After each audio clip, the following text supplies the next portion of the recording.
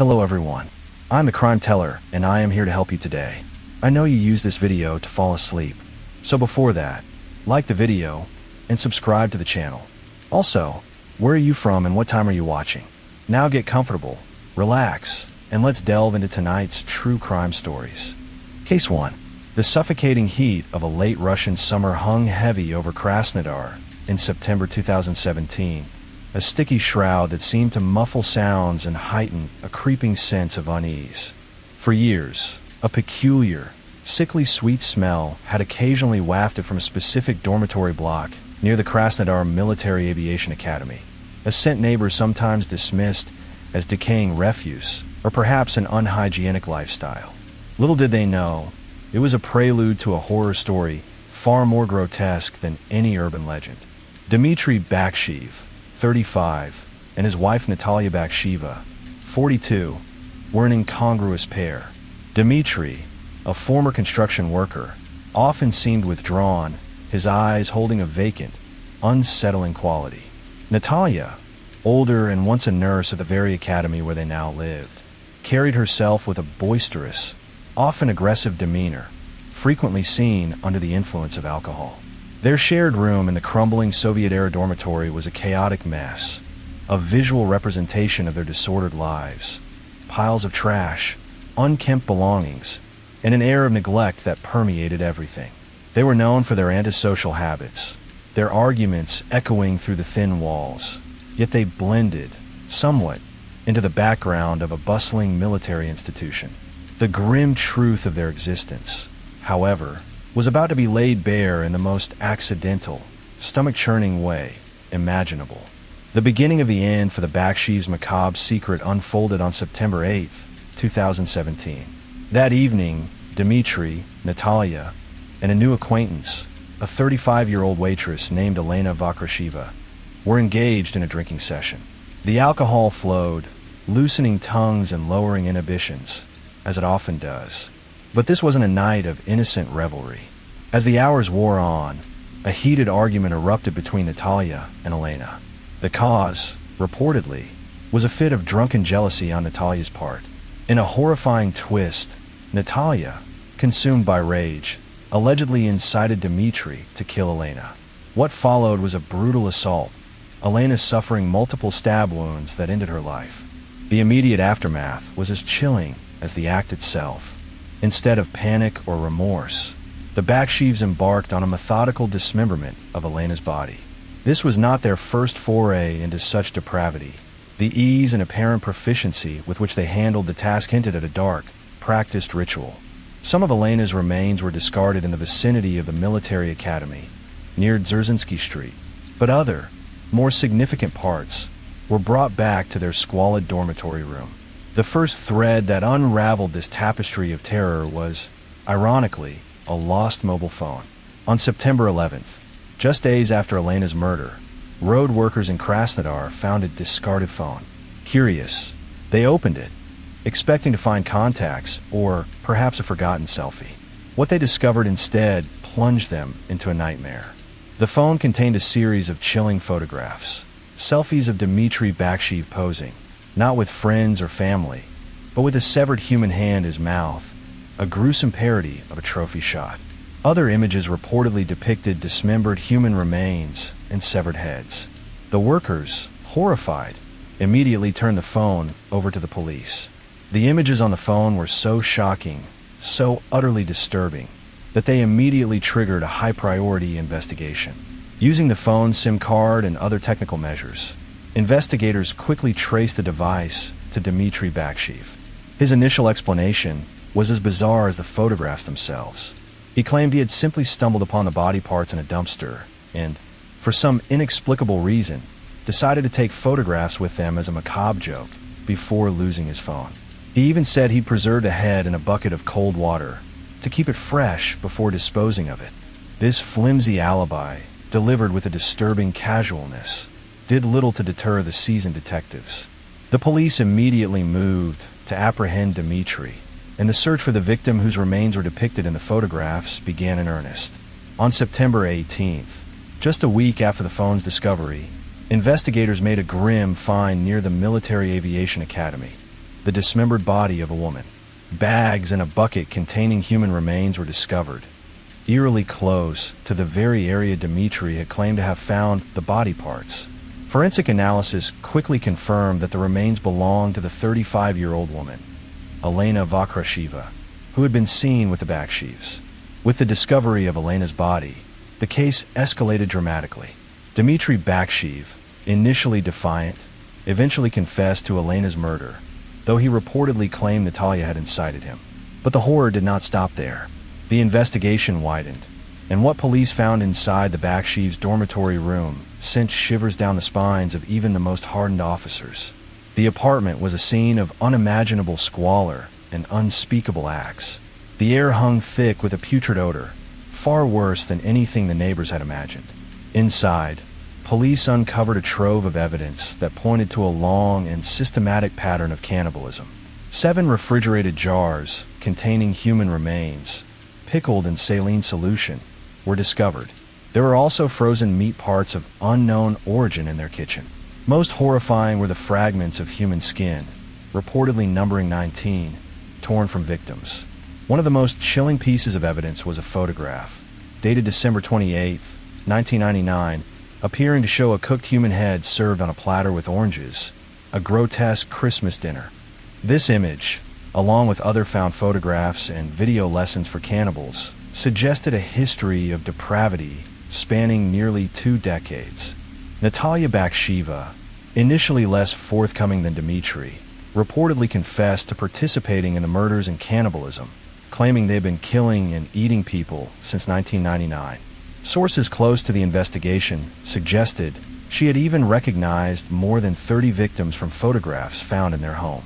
The couple allegedly lured victims, sometimes through dating sites, and then drugged them with Corvalol, a sedative, before killing them. There were even unconfirmed reports that Natalia, while working at the academy, had been serving canned human meat to unsuspecting student pilots, mixing it into their food. The sheer scale of the alleged crimes, the meticulous preservation of body parts, and the casual cruelty depicted in the photographs shocked not only Russia, but the entire world. The media quickly dubbed them the Krasnodar cannibals. The investigative committee, however, remained cautious, officially confirming only Elena Vakrasheva's murder, while acknowledging the ongoing investigation into the other alleged victims. The psychological evaluations of both Dmitri and Natalia Baksheva were initiated to determine their mental fitness to stand trial. While initial reports from the Telegram channel MASH suggested Natalia was found to be of sound mind, the full extent of their psychological state and their motives remained a subject of intense scrutiny and grim speculation. The legal proceedings were complex. Natalia Baksheva was convicted in February 2019, found guilty of inciting the murder of Elena Vakrasheva. She was sentenced to 10 years in a penal colony, with an additional 1.5 years of restricted freedom. Dmitri Bakshev, tried separately due to health issues including tuberculosis, was sentenced in June 2019 to 12 years and 2 months in a maximum security prison for murder and desecration of corpse. He had pleaded guilty to desecration, but not guilty to murder, though the court found him responsible. Tragically, Dmitri Bakshev died in custody on February 16, 2020, at the age of 38, due to untreated type 1 diabetes, taking whatever further secrets he held to his grave. The Krasnodar cannibalism case stands as a chilling reminder of the darkest corners of human nature. The casual discovery of a lost phone unveiled a nightmare that had festered in the heart of a seemingly ordinary community for years, leaving behind a legacy of terror and unanswered questions about the true number of victims and the depths of the Bakshev's depravity. The silent, sickening stench from their dormitory room, once merely a nuisance, now serves as a haunting epitaph to the horrors it contained. Case 2. It was a crisp autumn evening on October 2nd, 2002, and the Washington, D.C. metropolitan area was abuzz with its usual rhythm. For most, it was just another Wednesday, a typical day filled with school runs, commutes, and the mundane tasks of everyday life. But that evening, an insidious terror began to unfurl, a wave of fear that would grip the nation's capital for 3 harrowing weeks, forever etching the names John Allen Muhammad, and lead Boyd Malvo into the annals of true crime history as the DC Snipers.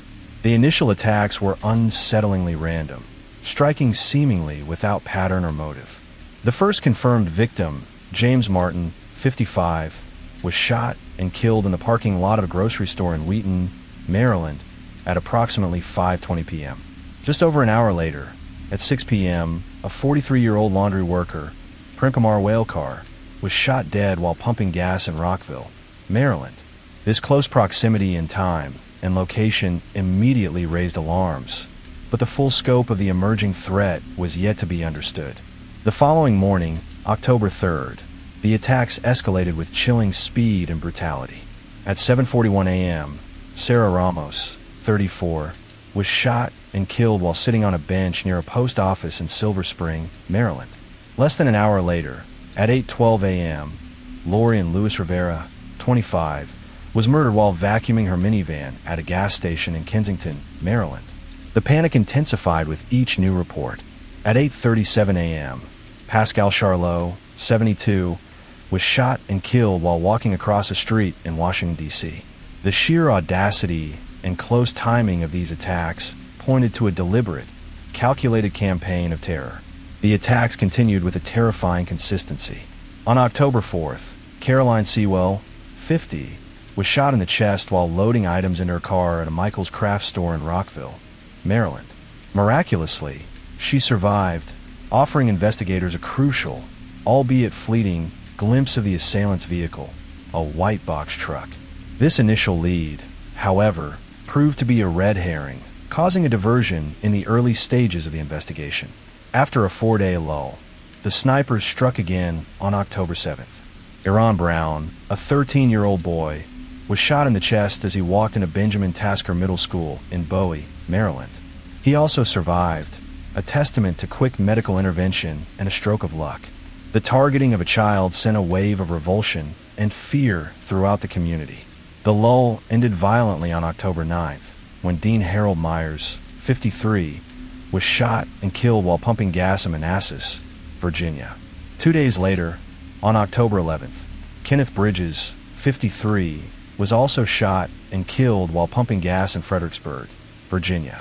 The pattern of gas station attacks became increasingly apparent, leading authorities to issue warnings to the public to be extra vigilant at fuel pumps.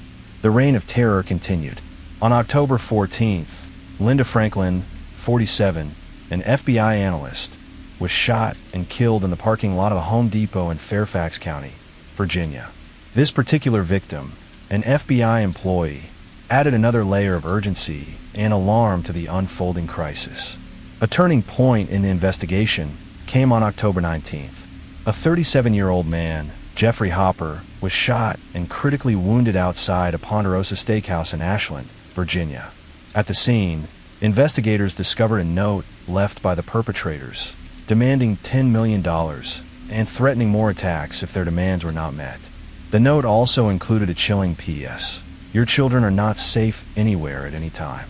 The final victim of the DC snipers was Conrad Johnson, 35, a bus driver who was shot and killed on October 22nd while standing on the steps of his bus in Aspen Hill, Maryland. This attack, coming after the ransom demand, underscored the perpetrators' callous disregard for human life and their continued determination to sow fear. The DC sniper attacks were carried out by John Allen Muhammad and his accomplice, Lee Boyd Malvo. John Allen Muhammad was born John Allen Williams on December 31st, 1960, in Baton Rouge, Louisiana. His early life was marked by frequent moves and a troubled family background. He joined the Nation of Islam in 1987, adopting the name John Allen Muhammad. He served in the U.S. Army from 1985 to 1994, training as a mechanic and a combat engineer. This military background would later prove significant, as it provided him with valuable skills in marksmanship and tactical planning. Muhammad's personal life was tumultuous. He had been married multiple times and had several children. His divorce from his second wife, Mildred Muhammad, was particularly bitter and acrimonious, marked by allegations of domestic abuse and a prolonged custody battle. Muhammad had previously abducted his own children and taken them to Antigua. It is believed that the desire to reclaim his children and a deep-seated resentment towards authority figures, particularly those within the justice system, fueled his rage and contributed to his motivation for the attacks. He was described by those who knew him as manipulative, intelligent, and possessing a charismatic, but ultimately dark personality. Lee Boyd Malvo was born on February 18, 1985, in Kingston, Jamaica. His childhood was characterized by poverty and a difficult relationship with his mother. At a young age, Malvo immigrated to the United States and met John Allen Muhammad in Antigua in 2000. Muhammad quickly became a father figure to Malvo, filling a void in the young man's life. He began to groom Malvo, indoctrinating him with his extremist views and eventually drawing him into his deadly scheme. Malvo, at the time of the attacks, was only 17 years old. He was highly impressionable and seemingly under Muhammad's complete control. While some argued he was a victim of Muhammad's manipulation, he was also an active participant in the killings, often acting as the triggerman. His youth and the nature of his relationship with Muhammad became a central point of contention during his trial. The DC sniper attacks claimed the lives of 10 innocent people and wounded 3 others. They were ordinary individuals going about their daily lives, representing a diverse cross-section of American society. Their untimely deaths sent shockwaves through their communities and left an indelible mark on their families and friends. James Martin, 55, a retired analyst, was killed in a grocery store parking lot. Premkumar Walekar, 43, a laundry worker, was killed while pumping gas. Sarah Ramos, 34, a nanny, was killed while sitting on a bench. Lori and Luis Rivera, 25, a landscaper, was killed while vacuuming her minivan. Pascal Charlot, 72, a retired carpenter, was killed while walking across the street. Caroline Sewell, 50, survived after being shot while loading her car at a craft store. Aaron Brown, 13, also survived after being shot outside his middle school. Dean Harold Myers, 53, a civil engineer, was killed while pumping gas.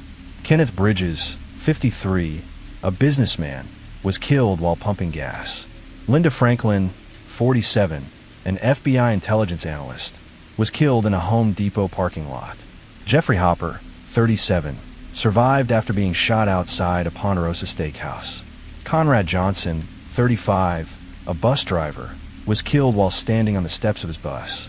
The victims' stories, while tragic, highlighted the indiscriminate nature of the violence and the widespread fear that permeated the D.C. metro area during those weeks. The D.C. sniper investigation was one of the most complex and intense manhunts in American history, involving a vast array of law enforcement agencies and an unprecedented level of public cooperation. The early days of the investigation were chaotic. The seemingly random nature of the attacks, coupled with the lack of clear patterns, made it incredibly difficult to establish a profile of the killer or their motives. The white box truck sighting, while ultimately misleading, consumed valuable resources in the initial stages. Investigators were sifting through thousands of tips, many of them false leads, adding to the pressure. As the attacks continued, subtle patterns began to emerge. The consistent use of a single shot, fired from a high-powered rifle, and the targeting of individuals in public places, particularly gas stations, became critical observations. The discovery of shell casings at several crime scenes confirmed the use of a .223 caliber rifle. The breakthrough moment came with the discovery of the ransom note at the Ponderosa Steakhouse shooting. This note provided crucial insights into the perpetrator's mindset and demands. It also contained a partially legible fingerprint, which, while not immediately identifiable, would later play a significant role. The note's chilling message about children's safety further solidified the psychological warfare being waged. A critical piece of the puzzle came from a phone call made by Muhammad to a police tip line after the ransom note was found. In this call, he claimed responsibility for the attacks and made cryptic references to a previous robbery and murder in Montgomery, Alabama. This seemingly tangential information proved to be invaluable. Investigators, working tirelessly, cross-referenced the details from Muhammad's call with unsolved cases across the country. This led them to a 2002 murder in Montgomery, Alabama, where the victim, Paul LaRufa, had been shot and a .223 caliber shell casing was found. More importantly, LaRufa's car was stolen and later found to have a distinctive blue Chevrolet Caprice license plate. This connection was a significant turning point, linking the DC sniper attacks to earlier crimes and, more importantly, to specific individuals. The connection to the Montgomery case revealed a crucial detail: a blue 1990 Chevrolet Caprice sedan, a car that had been seen near some of the DC sniper attack sites. This vehicle was registered to John Allen Muhammad. The piece of evidence that truly solidified this connection was a description from a witness in Ashland, Virginia, who reported seeing a dark-colored Chevrolet Caprice with tinted windows near the Ponderosa shooting. On October 23rd, law enforcement agencies issued a nationwide alert for the blue Chevrolet Caprice, with a specific license plate number. This public broadcast proved to be decisive. In the early morning hours of October 24, 2002, a truck driver named Whitney Donahue, while stopping at a rest stop along Interstate 70 in Myersville, Maryland, spotted a blue Chevrolet Caprice matching the description he had heard on the news. He noticed a man sleeping inside and immediately called 911. Maryland State Police and federal agents converged on the rest stop. At around 3:15 a.m., they found Muhammad and Malvo asleep inside the Caprice. The vehicle had been meticulously modified to act as a sniper's nest, with a hole drilled in the trunk to allow for accurate shooting while remaining concealed. Inside the car, authorities discovered a Bushmaster XM 15.223 caliber rifle, a critical piece of evidence that ballistically matched the bullets from the crime scenes. They also found a scope, a bipod, and various other items linking the pair to the attacks. John Allen Muhammad was tried first in Virginia, where he was convicted of capital murder for the killing of Dean Harold Myers. The prosecution successfully argued that his actions were part of a premeditated act of terrorism.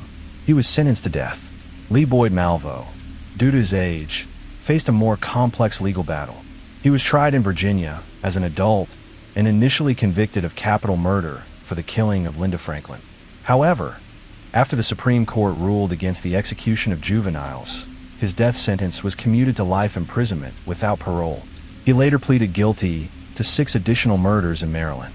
During his trials, Malvo often provided conflicting accounts of his involvement, initially claiming he was the sole shooter and later admitting to being under Muhammad's influence.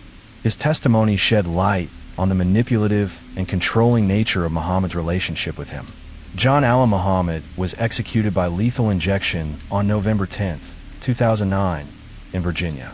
The DC sniper attacks left a lasting scar on the communities affected, but the swift and effective response of law enforcement, coupled with the unwavering determination of investigators and the crucial cooperation of the public, ultimately brought the terrifying reign of terror to an end.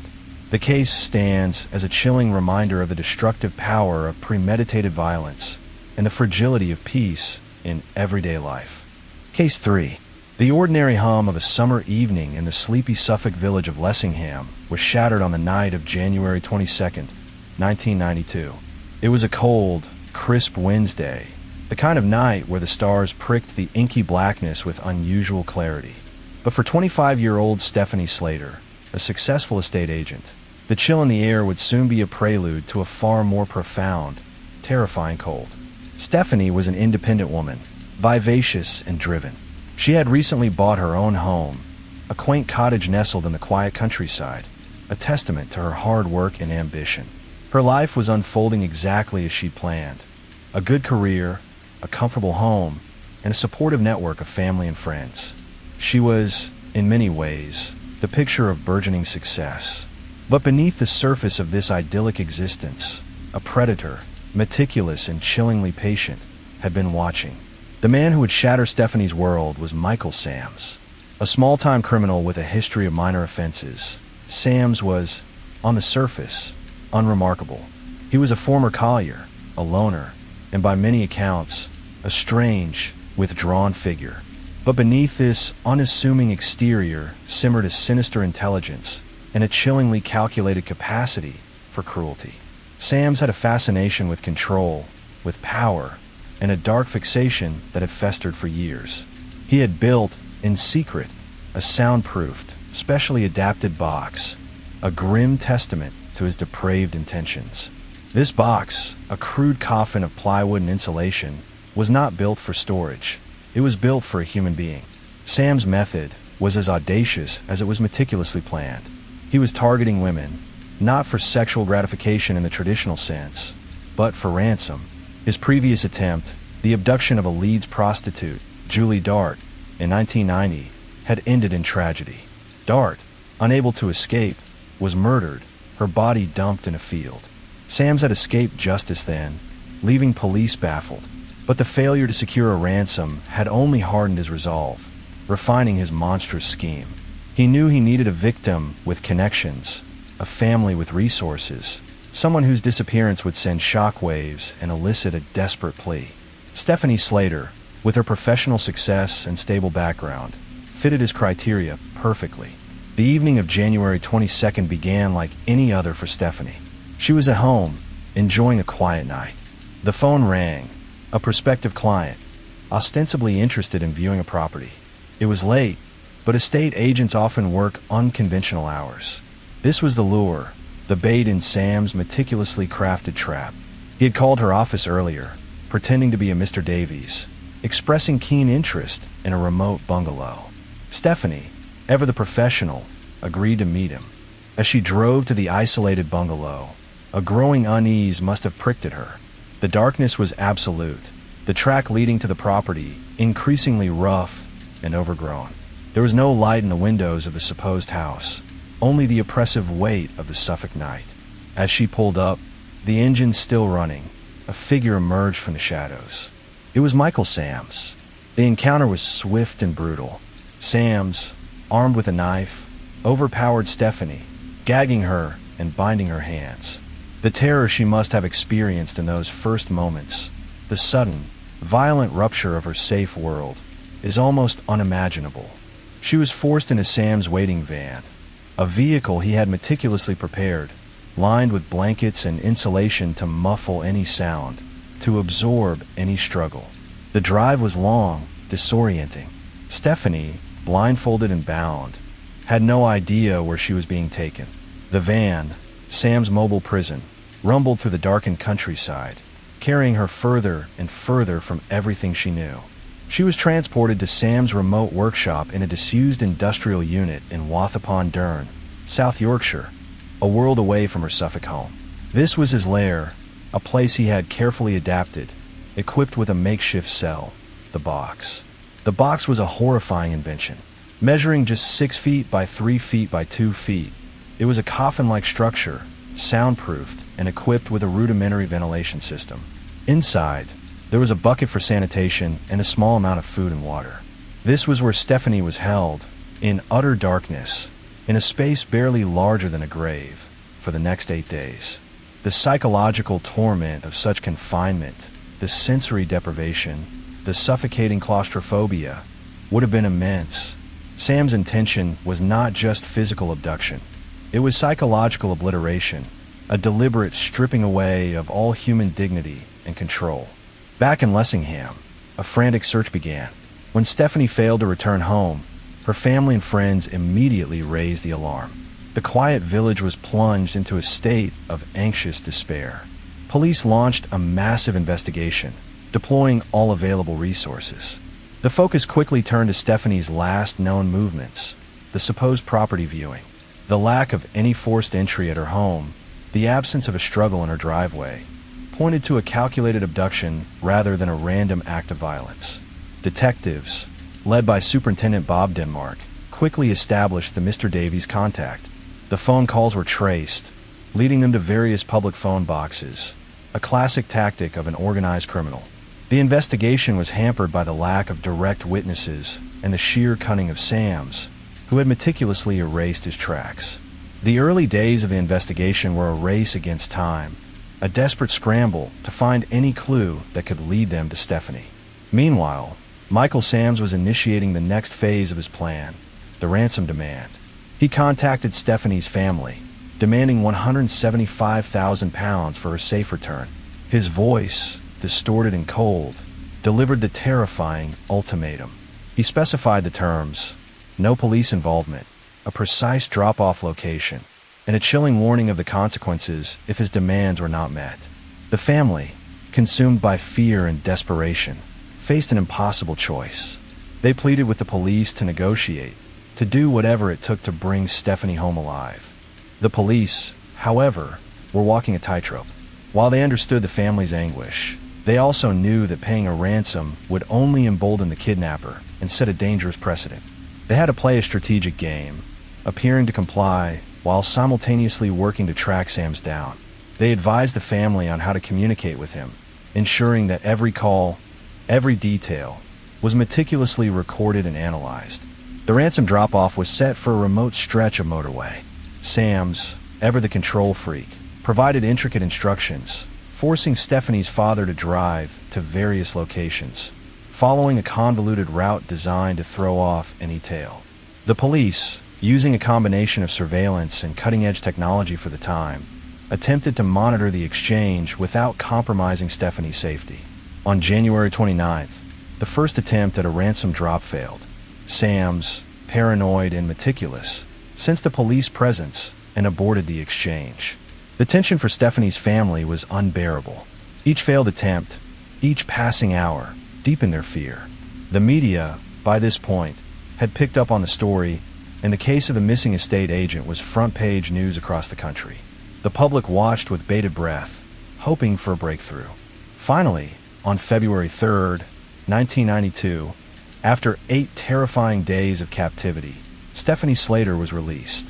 She was dropped off, disoriented and traumatized, in a phone box in Sheffield. Her appearance was a shocking sight, gaunt, pale, and bearing the visible scars of her ordeal. She had been subjected to psychological torture, confined in the dark box, starved, and kept in a constant state of fear. Despite her ordeal, Stephanie had shown incredible resilience. Her memory, though fragmented by the trauma, would prove to be invaluable to the police. The immediate priority was Stephanie's physical and psychological well-being. She was rushed to the hospital for medical attention and then carefully debriefed by detectives. Her accounts, though difficult for her to recount, provided crucial details about her captor. She remembered his voice, his mannerisms, the sounds of his workshop, the unique smell of the box, and even a distinctive mole on his hand. She also recalled fragments of conversations, snippets of information that, when pieced together, began to form a picture of Michael Sams. The investigation now shifted into high gear. With Stephanie's eyewitness account, detectives had a significant advantage. They launched a massive operation, meticulously cross-referencing every detail Stephanie provided with existing criminal databases. The description of the workshop, the nature of the abduction, and Sam's previous criminal record all started to align. A crucial breakthrough came when police revisited the earlier, unsolved abduction and murder of Julie Dart. The similarities were chillingly obvious. The method of abduction, the type of victim, the ransom demands. They realized they were dealing with the same perpetrator. This realization galvanized the investigation, confirming that Michael Sams was a serial abductor, a dangerous individual who had to be stopped. The focus narrowed to individuals with a history of similar offenses, particularly those with engineering or construction skills who might be capable of building such a specialized box.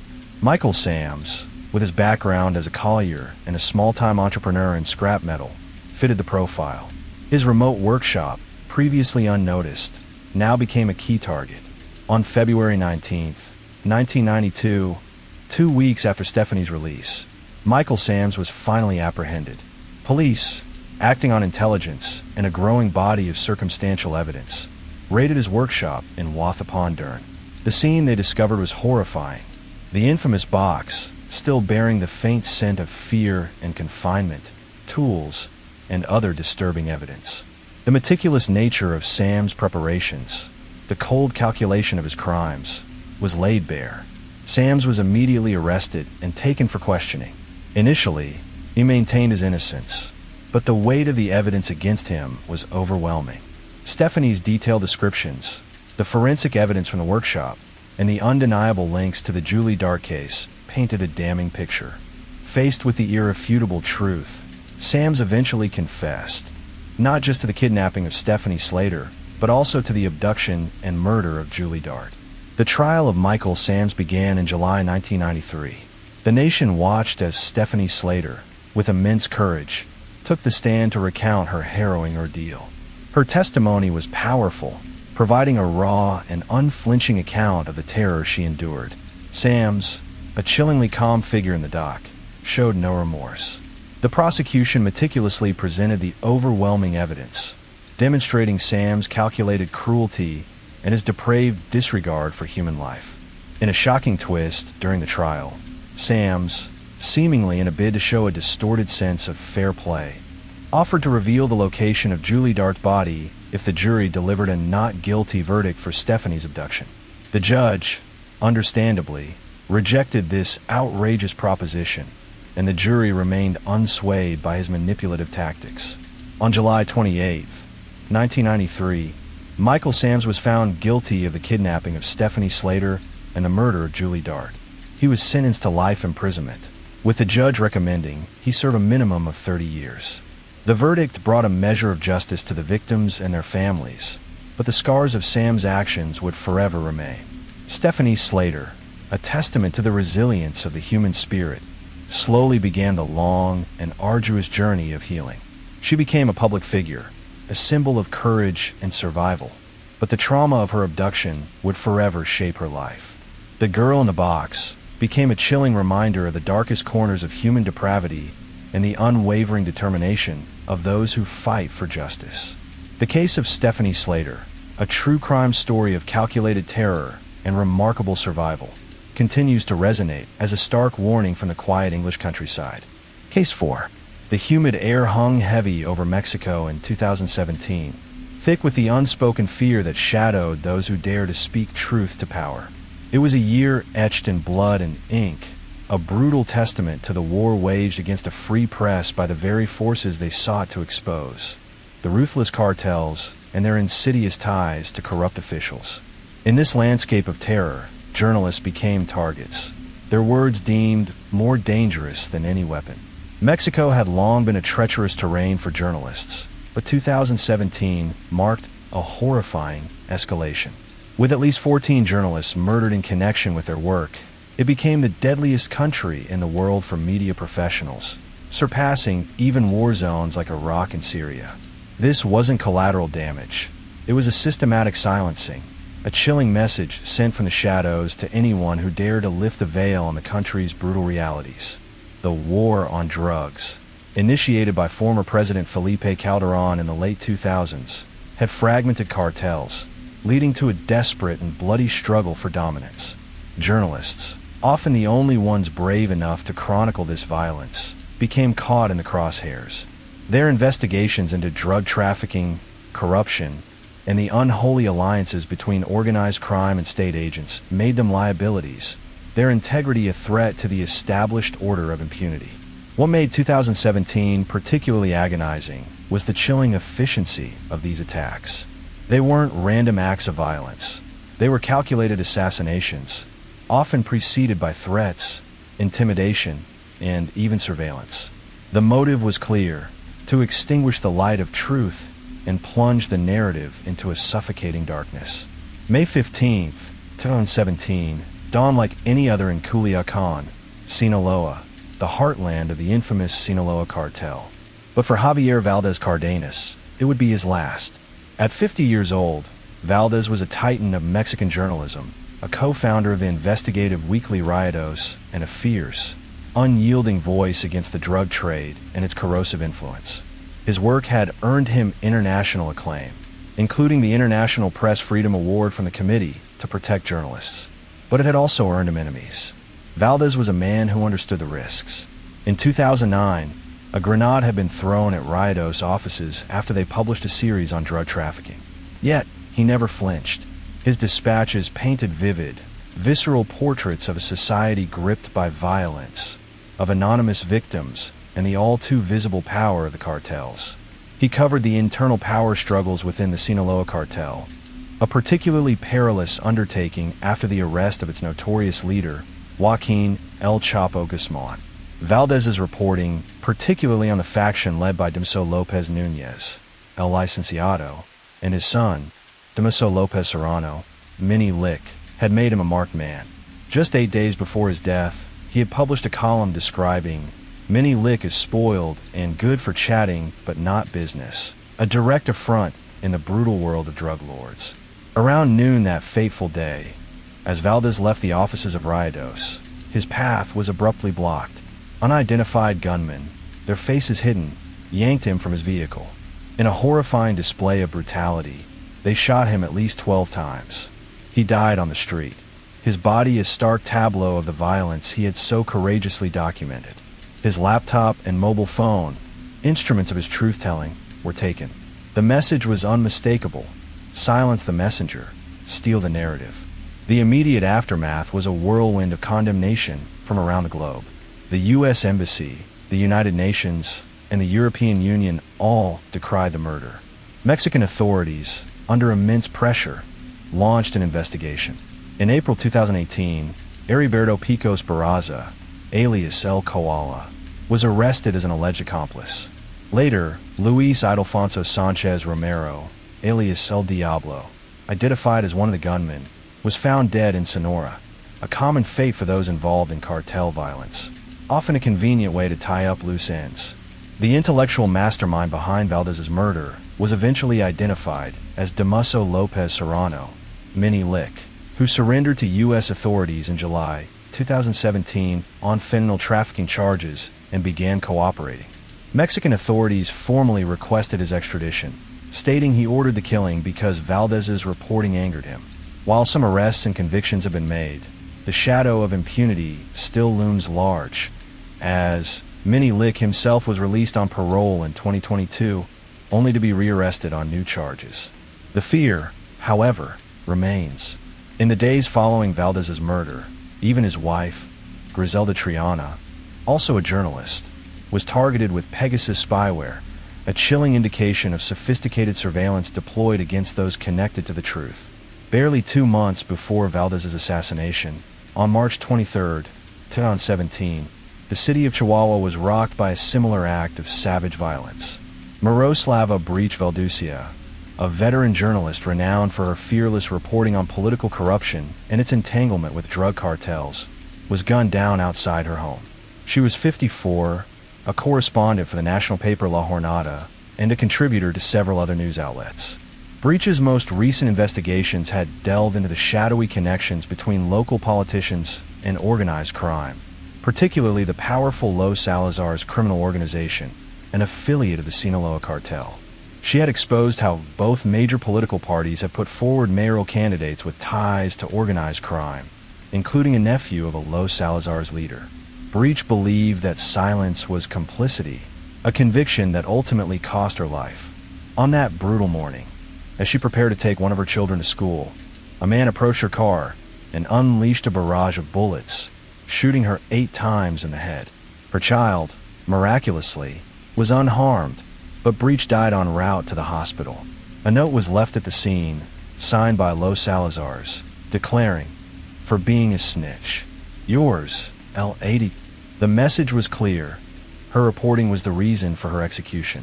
The investigation into Breach's murder, like many others, was fraught with challenges and accusations of official negligence. However, due to persistent pressure from press freedom groups and her family, some progress was made. In December 2017, federal police arrested Juan Carlos Moreno Ochoa, alias El Larry, an associate of Los Salazar's, who was later identified as the mastermind behind the crime. He was convicted in August 2020 and sentenced to 50 years in prison, with the judge explicitly stating that Breach was murdered for her journalistic work. Further arrests followed.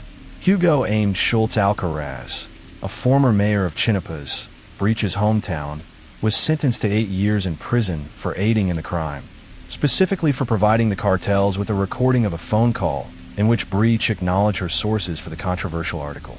Ramon Andres Zavala Corral, identified as the triggerman, was found dead in December 2017, a familiar pattern of elimination. Despite these convictions, the full network of complicity and all individuals involved, particularly those within political spheres who may have colluded with the cartel, remain unpunished, perpetuating the climate of impunity. The grim tally of 2017 began early in the year, with Maximiliano Rodriguez Palacios adding his name to the somber list. On April 14, 2017, the 73-year-old crime reporter was gunned down in La Paz, Baja California Sur, as he pulled up to a supermarket. His bullet-riddled car became yet another crime scene that he, in another life, would have been racing to cover.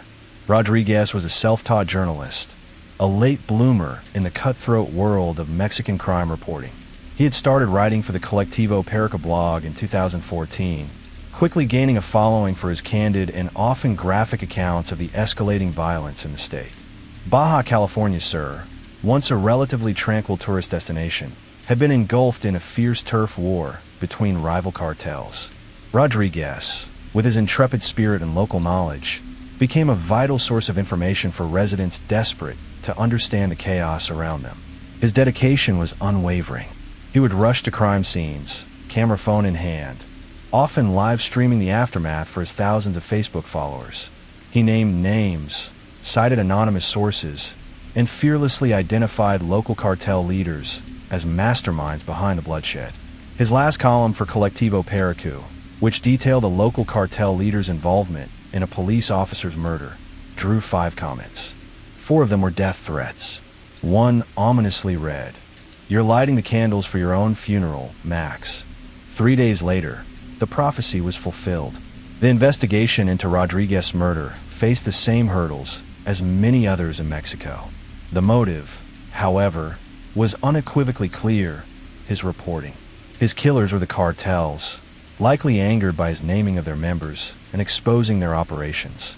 While the full extent of the investigation and any arrests are less publicized compared to Valdez and Breach, his death served as a stark warning to other journalists in the region, leading some to abandon the crime beat altogether.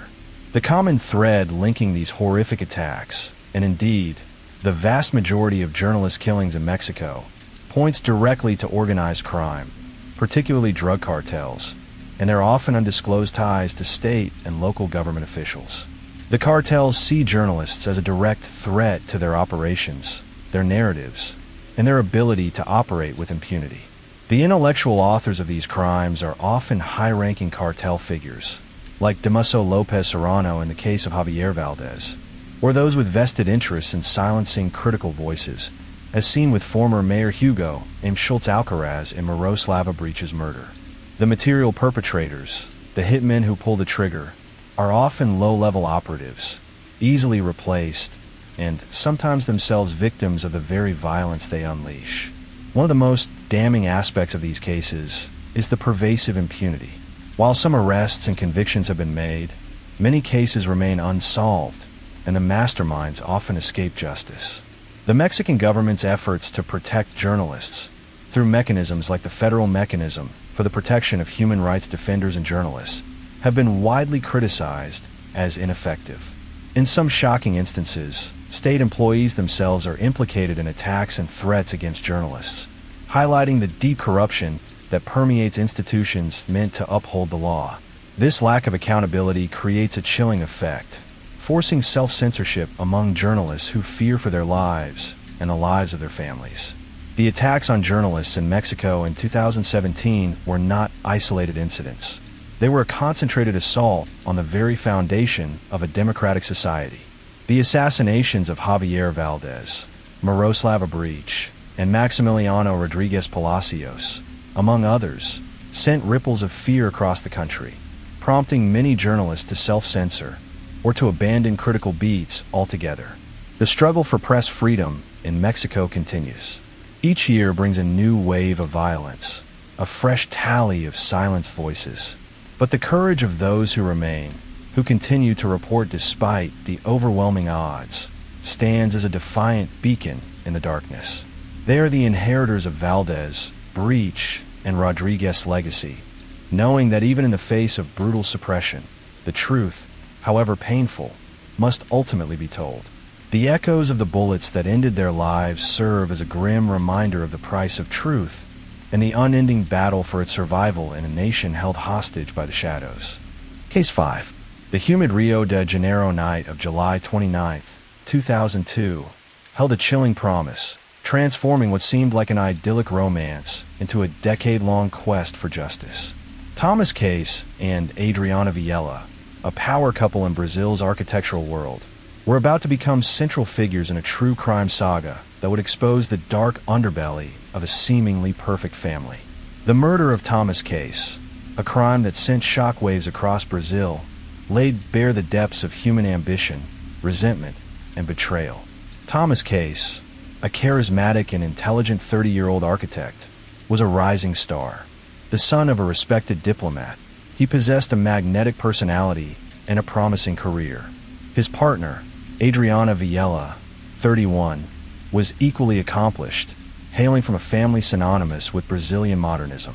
Her father, Luiz Carlos Vilela, was a renowned architect, and her mother, Ana Carolina, an interior designer. Their shared passion for architecture, comfortable lifestyle, and stylish apartment in the upscale Lagoa neighborhood seemed to paint a picture of a flawless future. Yet, beneath this gilded facade, tensions simmered, particularly within Adriana's family. Her older sister, Claudia Vilela, 33, a lawyer, and her husband, Leonardo Lirio, harbored a deep-seated animosity towards Thomas. Claudia, fiercely protective of her family, saw Thomas as a social climber, exploiting Adriana for her family's wealth and connections. This animosity, initially dismissed as mere sibling rivalry, would prove to be a dangerous catalyst. The fateful night began like any other. Thomas and Adriana returned home after dinner with friends. But around 2 a.m., a meticulously planned plot unfolded.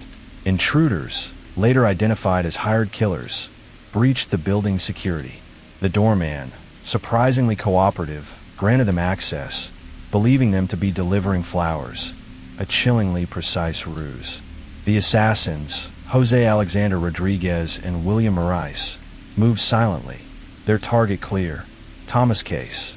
He was ambushed in his own home, shot multiple times, his body bearing signs of a desperate struggle. Adriana, tied and gagged, was forced to witness the horrific murder. The apartment was ransacked, a futile attempt to stage a robbery gone wrong and mislead investigators.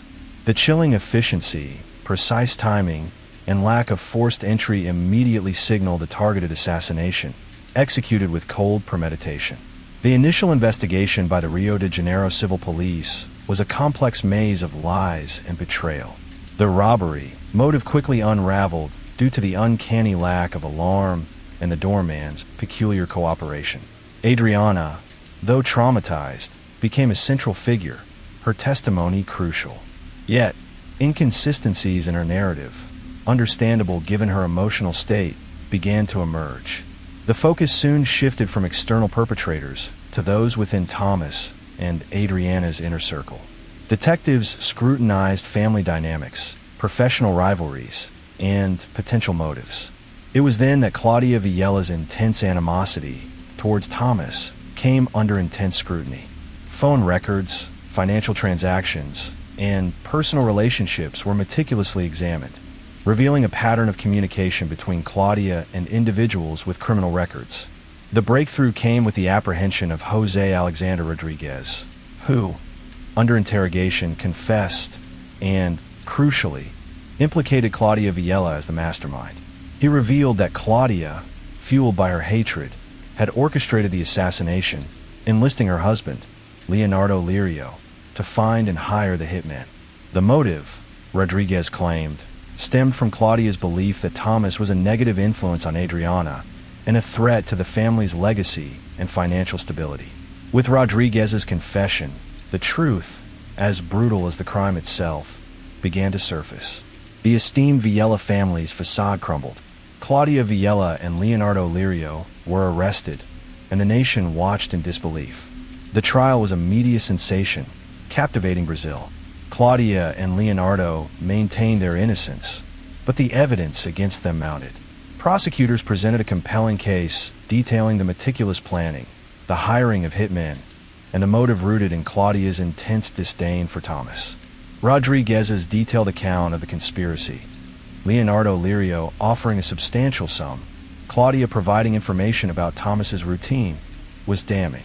The investigation also uncovered a complex web of deceit. Claudia had been actively spreading rumors and discrediting Thomas within their social circle, further fueling her animosity. The financial motive, initially considered primary, was later understood to be secondary to the deep-seated personal resentment and perceived threat Thomas posed to the Villela family's prestige and control. Justice, though delayed, was not denied. The legal proceedings spanned nearly a decade, with defense lawyers for Claudia and Leonardo employing every tactic to delay and appeal. But the weight of the evidence and the prosecution's persistence ultimately prevailed.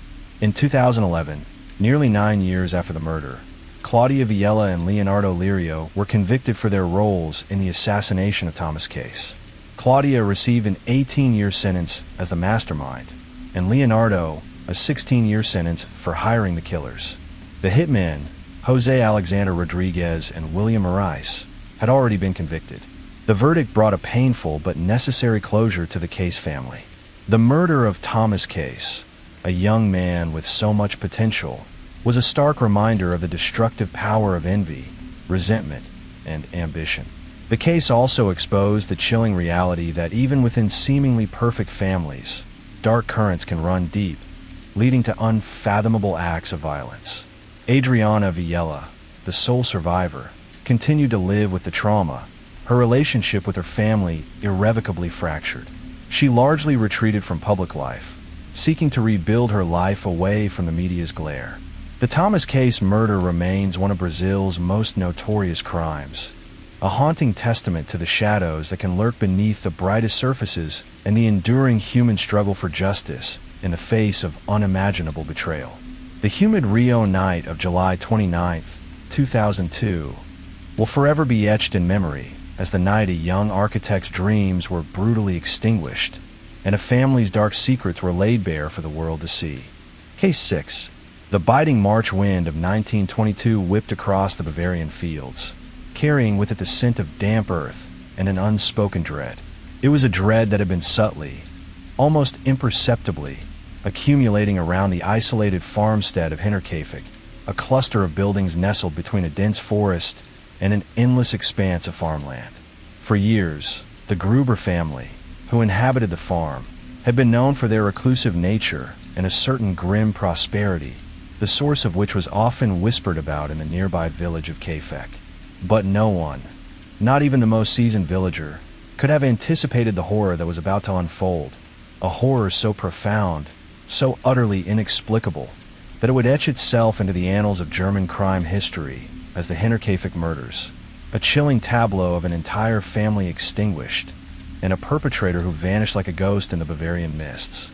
At the heart of this desolate landscape lived Andreas Gruber, a stern and unyielding patriarch, a man whose reputation for illicit sexual relations with his daughter, Victoria Gabriel, was an open secret, even resulting in a child, Joseph.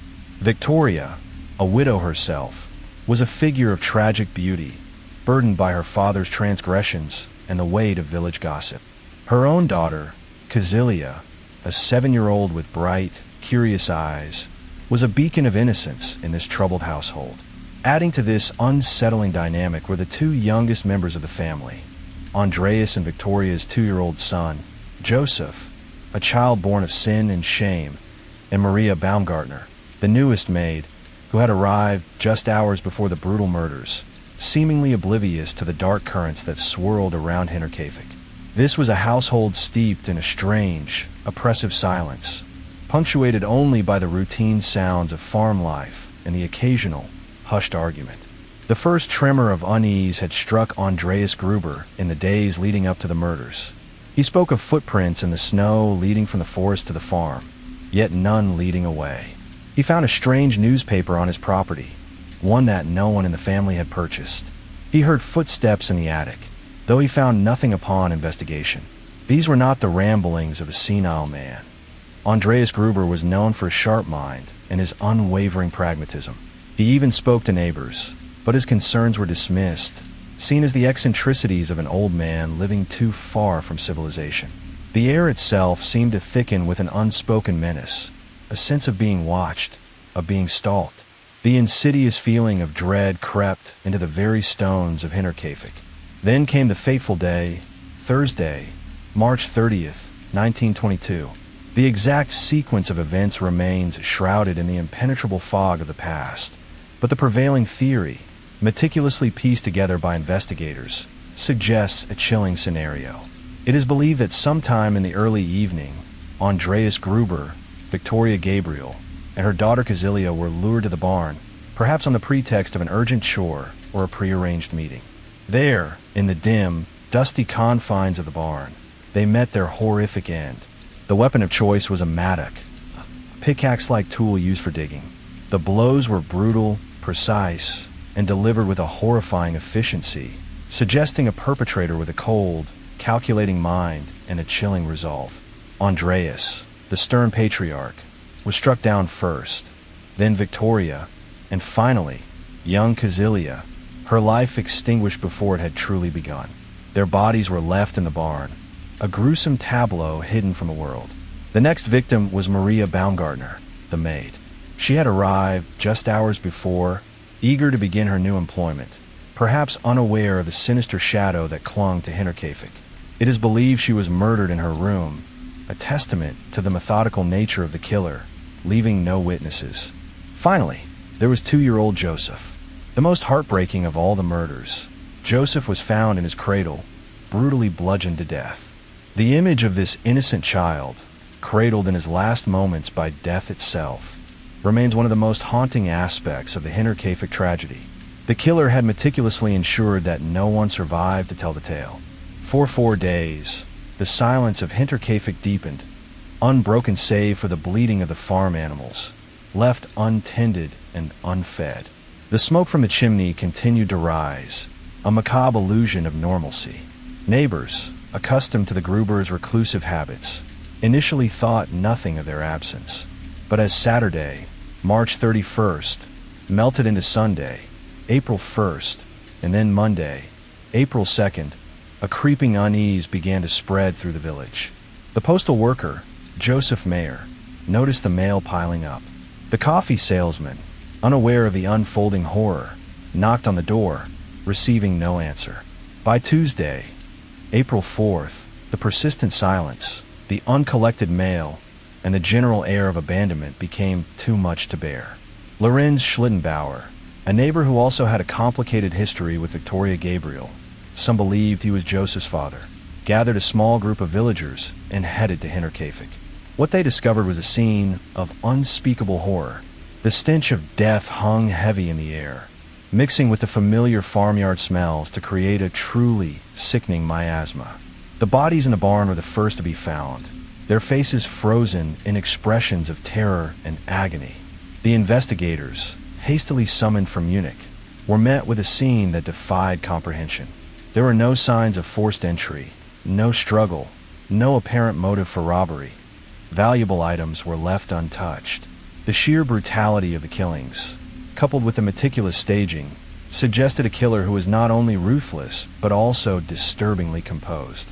The initial police theory leaned towards robbery gone wrong, but the lack of stolen goods quickly debunked this. The investigation that followed was a monumental undertaking, marked by a frustrating lack of tangible clues and an abundance of tantalizing, yet ultimately inconclusive, leads. Detective George Reingruber, leading the investigation, found himself confronting a puzzle with too many missing pieces. The first crucial observation was the chilling fact that the killer, or killers, had remained at the farm for several days after the murders. Food had been eaten from the kitchen, the livestock had been fed, and the cows had been milked. Someone had lived among the dead, a chilling testament to the perpetrator's cold-blooded audacity. This suggested an intimate knowledge of the farm, or at the very least, a perverse desire to prolong the macabre charade. The police cast a wide net, interviewing over 100 suspects, from disgruntled former employees to potential lovers of Victoria Gabriel, and even some of the villagers who had initially dismissed Andreas Gruber's fears. Lorenz Schlittenbauer, due to his past relationship with Victoria and his discovery of the bodies, was naturally a prime suspect, but he had an alibi, and no direct evidence linked him to the crime. There was also the former maid, Maria Gruber, who had left Hinterkaifeck only months before, claiming the farm was haunted and that she heard strange noises. Her testimony, though intriguing, offered no concrete leads. The police even considered the possibility of a vagrant, a transient individual who stumbled upon the farm and committed the heinous acts. But this theory struggled to explain the prolonged stay and the apparent familiarity with the farm's routines. The mattock, the murder weapon, was found in the attic, cleaned of blood, a further indication of the killer's meticulous nature. Fingerprints were lifted, but in 1922, fingerprint analysis was still in its infancy, and no matches were found. The remoteness of Hinterkaifeck meant there were few witnesses, and those who came forward offered conflicting accounts or vague suspicions. The dark rumors surrounding the Grubers, particularly Andreas's incestuous relationship with Victoria, fueled speculation about a revenge motive, but no credible perpetrator emerged from these shadows. Years passed, and the case of the Hinterkaifeck murders remained stubbornly unsolved, a chilling testament to the elusiveness of justice. The farmstead itself was demolished in 1923, as if the very stones held a memory too terrible to bear, a monument to a crime that defied explanation. Yet, the mystery continued to captivate and haunt. Theories abounded, some more outlandish than others. Was it a lone wolf, a disturbed individual who chose Hinterkaifeck at random? Was it a member of the family's extended network, driven by a hidden grievance? Or was it something far more sinister, a premeditated act by someone known to the victims, someone who managed to perfectly mask their true nature and vanish into the night? One theory, which gained traction due to the initial observations of Andreas Gruber, suggested a calculated, cold-blooded killer who had been meticulously observing the farm for some time, perhaps even living in the surrounding forest. This individual, a phantom in the Bavarian wilderness, had meticulously planned the assault, waited for the opportune moment, and then executed their horrific plan with chilling precision. The undisturbed nature of the valuables further supported this idea, suggesting that the motive was not financial gain, but something far more personal, far more disturbing. The Hinterkaifeck murders stand as a stark reminder of the darkest corners of human nature and the unsettling reality that some crimes simply remain beyond the grasp of resolution. The victims, the Gruber family and their new maid, are gone, their final moments forever shrouded in the silence of that desolate farm. The perpetrator, whoever they were, slipped away, leaving behind a legacy of fear and a chilling question that echoes through the decades. Who committed the Hinterkaifeck murders and why? The Bavarian winds still whisper through the fields where the farm once stood, carrying with them not just the scent of damp earth, but also the enduring chill of an unsolved mystery, a true crime story that refuses to be forgotten. Case 7. The silence of the early morning of July 26, 2016, in Sagara, Kanagawa Prefecture, Japan, was shattered not by a scream, but by an eerie, methodical calm.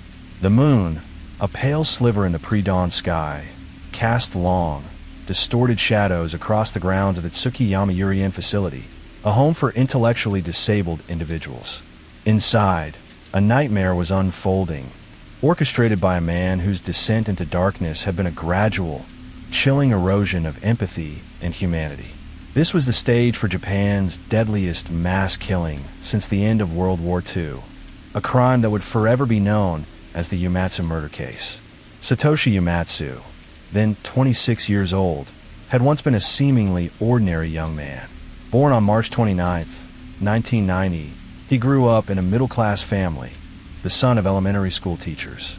He attended ordinary schools, graduating from high school in 2008.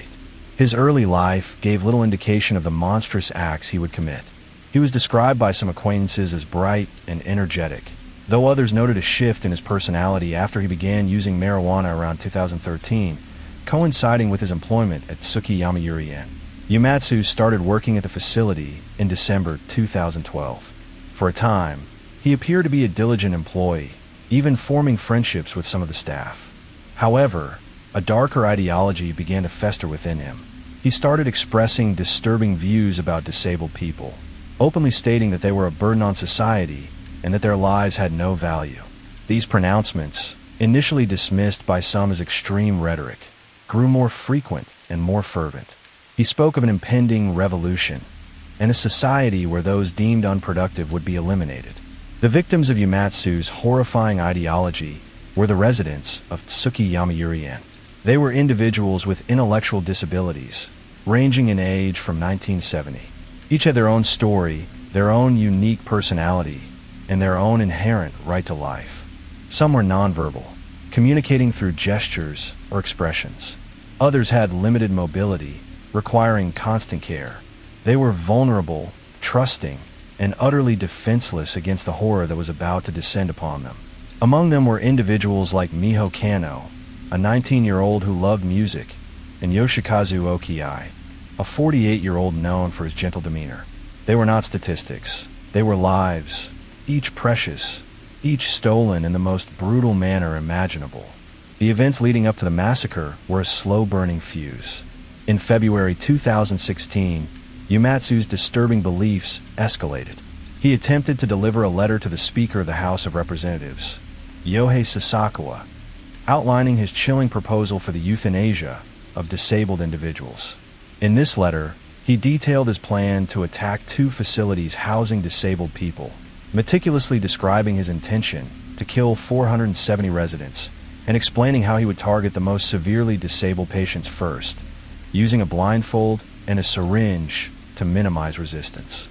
He even stated his willingness to be arrested and sentenced to death, asking only for a new name and plastic surgery to live out his days on a desolate island after 2 years in prison. The letter was intercepted, and Yumatsu's increasingly erratic behavior led to his voluntary hospitalization for psychiatric evaluation on February 19, 2016. He was diagnosed with marijuana-induced psychosis and paranoid delusions. During his stay, he tested positive for cannabis. Despite the clear warning signs, he was discharged just 12 days later, on March 2nd, after doctors concluded he had improved and posed no threat. The decision to discharge him, in hindsight, would be a tragic miscalculation, a missed opportunity to prevent an unimaginable atrocity. After his discharge, Yumatsu cut off contact with the facility where he had worked. He tattooed himself, a macabre symbol of his twisted convictions. The seed of his plan, however, had already taken root and was silently germinating. He spent the intervening months preparing, the specifics of his attack forming with chilling precision in his disturbed mind. He purchased knives, sharpened them, and even posted a series of cryptic, chilling tweets in the days leading up to the massacre, some hinting at a revolution and a beautiful Japan. The night of July 25, 2016, was unremarkable until just after 2 a.m. on July 26th. Yumatsu, dressed in black, with a bag containing several knives and other tools, approached the Tsuki Yamayurien facility. He knew the layout, the shift changes, and the vulnerabilities. He smashed a window with a hammer, gaining entry into the building. The sound, muffled by the stillness of the night, went unnoticed by the sleeping residents and most of the limited night staff. Once inside, Yumatsu moved with a terrifying efficiency. He first encountered a staff member and subdued them, tying their hands and confiscating their keys. This immediate act of control allowed him to move freely through the facility, unlocking doors to the residents' rooms. He systematically entered room after room, targeting the most severely disabled residents, exactly as he had outlined in his letter. The horror that followed was unspeakable.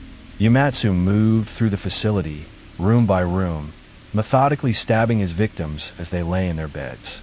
He showed no remorse, no hesitation. The cries of those who could scream were stifled. The silence of those who could not was broken only by the sickening sounds of violence. He used several knives, each a tool of his horrific intent.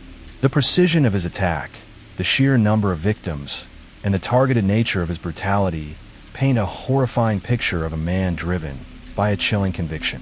Some staff members, alerted by the commotion, bravely attempted to intervene or raise the alarm, but Yumatsu's ferocity and preparedness overwhelmed them. One staff member managed to call 110, Japan's emergency number, at 2:38 a.m., reporting a man with a knife on the premises. This was the first official notification of the unfolding massacre. Police responded swiftly, arriving at the scene within minutes. However, By the time they reached the facility, Yumatsu's rampage was already drawing to a close. At 3 a.m., less than an hour after he began his attack, Yumatsu left the facility. He did not flee. Instead, he drove directly to the Tsuki police station, his car covered in blood. He walked in, holding a blood-stained knife, and calmly announced, "I did it. It's better that there are no disabled people." He even produced a written confession, chillingly stating his motive. The scene discovered by the first responders at Tsukiyamayuri Inn was one of unimaginable carnage. 19 residents were dead, and 26 more were injured, some critically. The rooms were drenched in blood, a testament to the savagery of the attack. Paramedics and medical personnel rushed to the scene, tending to the wounded, but for many, it was already too late. The facility, once a place of care and sanctuary, had been transformed into a house of horrors. The investigation that followed was immediate and intense. Yumatsu's confession was a crucial piece of evidence, but investigators still had to piece together the full scope of his crime and his motivations. The multiple knives found at the scene, along with the detailed confession, corroborated his chilling account. Forensic teams meticulously processed the crime scene, collecting evidence and documenting the scale of the tragedy. The police delved into Yumatsu's background, interviewing family, friends, former colleagues, and medical professionals. They uncovered the alarming progression of his extremist views, his prior hospitalization, and the disturbing letter he had attempted to deliver. The focus shifted not only to the horrific acts themselves, but also to the failures in identifying and addressing his escalating psychosis. The question of how such a clearly dangerous individual could have been discharged from psychiatric care became a central point of public scrutiny and debate. Yumatsu's trial began in January 2020. He pleaded not guilty, arguing that he was mentally incompetent due to his mental disorder. However, prosecutors argued that he was fully aware of his actions and their consequences. They presented evidence of his meticulous planning, his clear motive, and his deliberate targeting of the most vulnerable residents. They highlighted his calm demeanor after the attack and his detailed confession as proof of his lucidity. The defense argued that his cannabis use and his paranoid delusions had severely impaired his judgment, rendering him unable to be held criminally responsible. Throughout the trial, Yumatsu displayed a chilling lack of remorse. He remained defiant, often interrupting proceedings with shouts and expressions of his twisted ideology. He continued to believe that he had done society a favor, that he was a liberator rather than a mass murderer. His public statements only served to further sicken and enrage the public. The court ultimately rejected Yumatsu's defense of diminished responsibility. On March 16, 2020, Satoshi Yumatsu was found guilty on all charges, including 19 counts of murder, 24 counts of attempted murder, and other related offenses. He was sentenced to death. The judge, in delivering the verdict, stated that Yumatsu's actions were inhumane and that there was no room for leniency. The victims' families, who had endured years of pain and suffering, finally saw a measure of justice, though it could never bring back their loved ones. The Yumatsu murder case sent shockwaves across Japan and the world. It sparked a national conversation about mental health care, the integration of individuals with disabilities into society, and the warning signs of radicalization. It exposed the vulnerability of those in institutional care and the devastating consequences when warning signs are missed or downplayed. The memory of the 19 lives brutally extinguished at Tsukiyamayuri Inn serves as a harrowing reminder of the fragility of human life and the insidious nature of unchecked hatred. The name Satoshi Yumatsu will forever be synonymous with an act of pure, unadulterated evil, a chilling chapter in Japan's true crime history. Case 8. The humid summer air of Stockholm, 1984, hung heavy with an unsettling stillness that belied the horror about to unfold. On July 18th, a discovery shattered the city's calm, grotesque, unimaginable fragments of a human body, found stuffed into plastic bags beneath a highway overpass in Solna, just north of the bustling capital. The initial shock quickly gave way to a chilling dread as more dismembered remains surfaced on August 7th, scattered in other locations. The macabre puzzle began to take shape, piece by ghastly piece. The victim was soon identified through fingerprints, Katrine DaCosta. Born Katrine Beatrice Backstrom in Luleå in 1956, her early life had been marked by a move to Stockholm and an aspiration to become a hairdresser. But the shadows of drug addiction had fallen upon her, leading her away from her dreams and into a life on the streets. She had known brief moments of hope, a journey to Portugal in 1979, marriage to Jose da Costa, and the birth of a son. Yet, the grip of addiction proved too strong, forcing her back to Sweden, where she found herself entangled in the grim reality of prostitution to support her habit. At 28, Katrine was a vulnerable figure, often frequenting the notorious Momskolnadsgatan, a known red light district. Her last confirmed sighting was on June 10th, Pentecost, or shortly thereafter, a date that would forever mark the beginning of a terrifying void. Her head, internal organs, one breast, and genitalia were never found, leaving investigators with a body tragically incomplete and a cause of death impossible to determine. The initial police response to Katrine's murder was curiously subdued, almost dismissive, a disturbing symptom of a time when Sweden grappled with a surge of violent crime, and the lives of those on the fringes of society often received less urgent attention.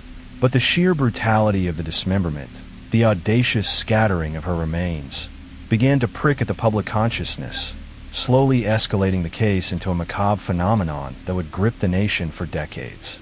As the summer waned into autumn, the investigation, initially sluggish, began to gather an unsettling momentum. A breakthrough of sorts arrived in the fall of 1984, when a man contacted the police. He was the grief-stricken father of a young woman who had died 2 years prior, a death ruled as suicide, but one he vehemently believed was murder.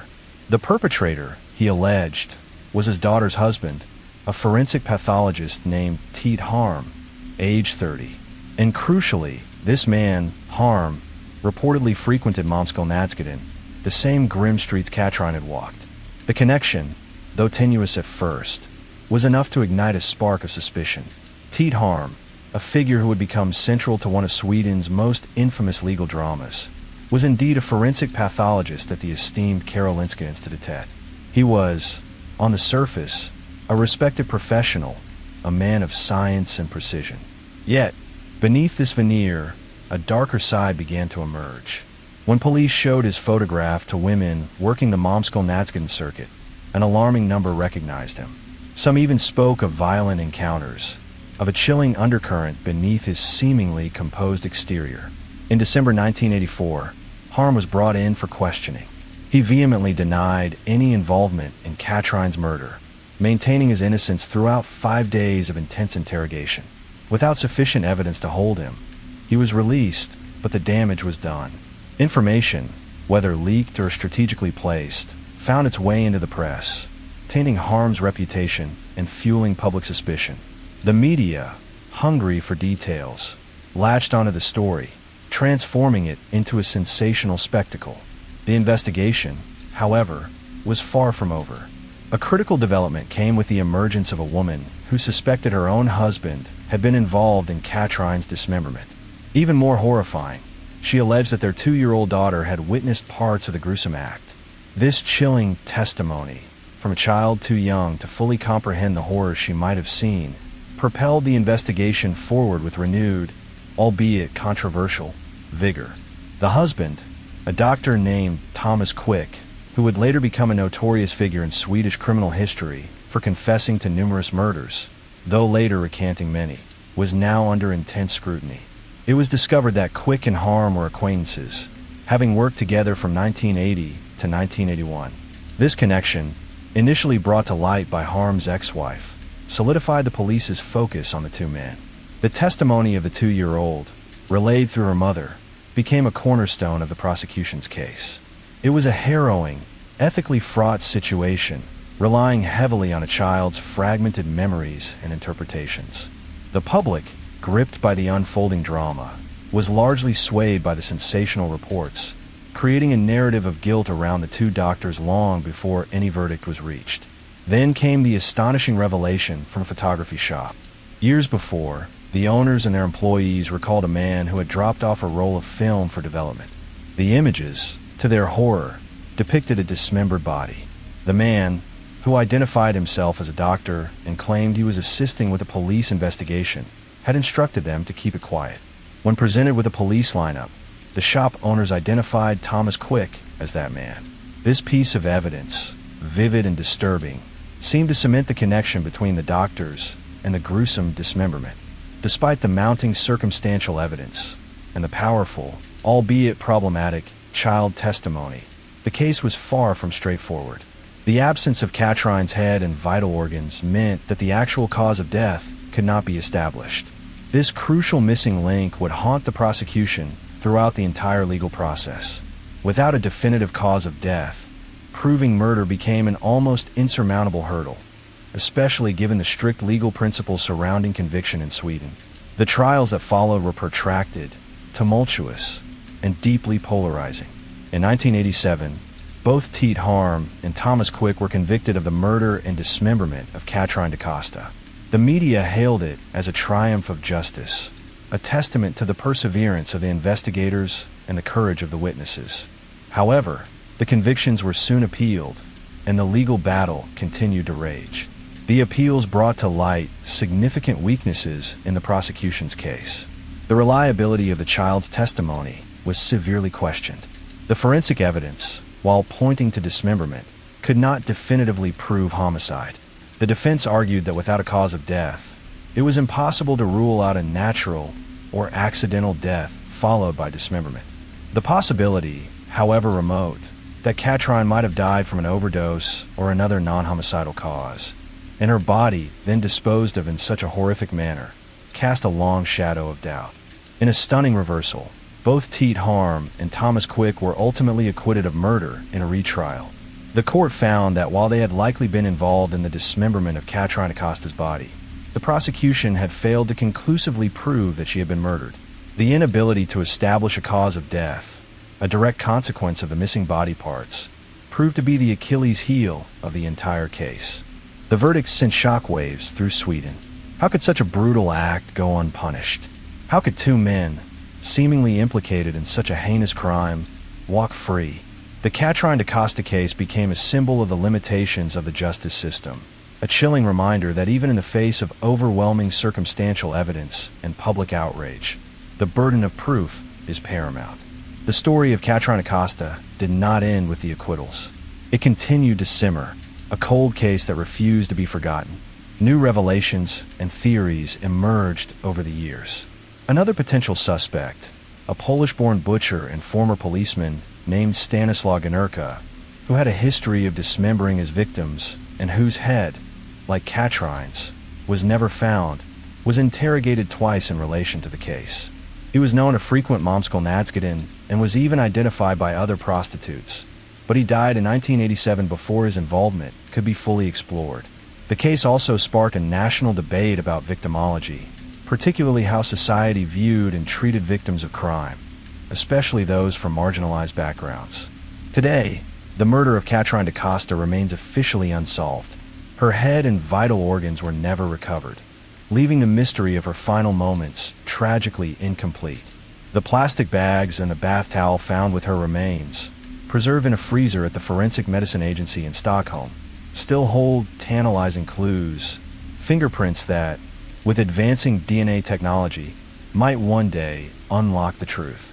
But for now, the chilling silence surrounding Catrine's last hours persists, a stark reminder of a brutal crime that pierced the veneer of a peaceful society, leaving behind a legacy of unanswered questions and a lingering sense of injustice. The ghost of Catrine DaCosta, and the horror she endured, continues to haunt the annals of Swedish true crime. Case 9. The monsoon rains lashed against the windows of the Commission for the Investigation of Abuse of Authority, say, headquarters in Kathmandu, mirroring the storm brewing within the nation.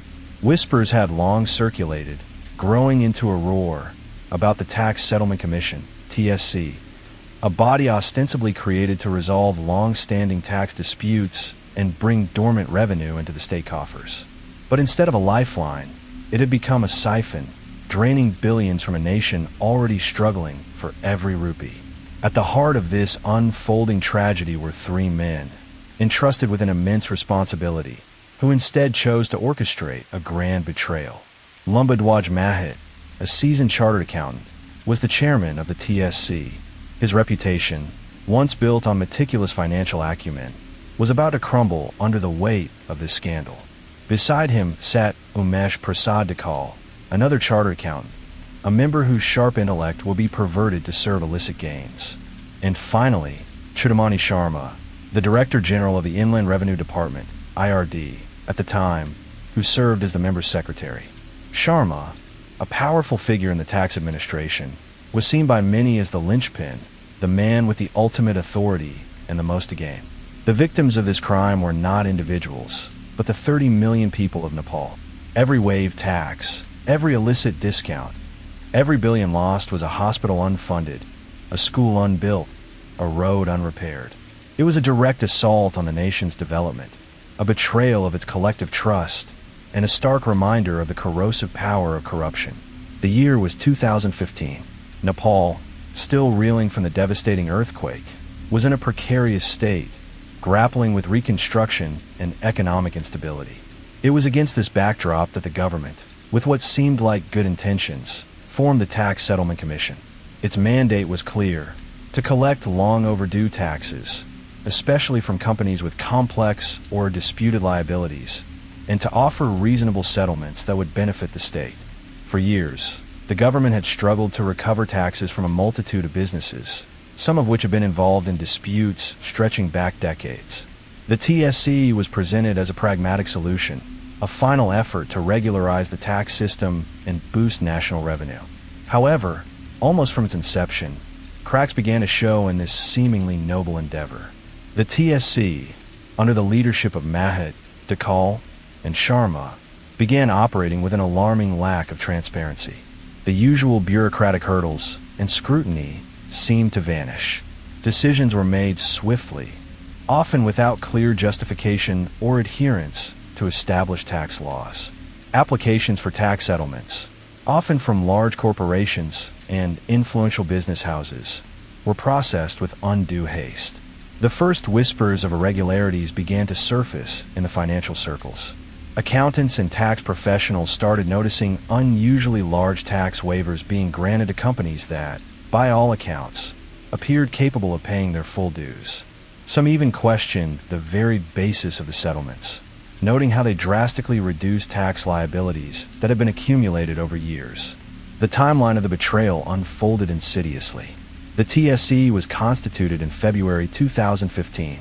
Over the next year, the Commission, meant to recover lost revenue, systematically whittled down billions of rupees in legitimate tax dues.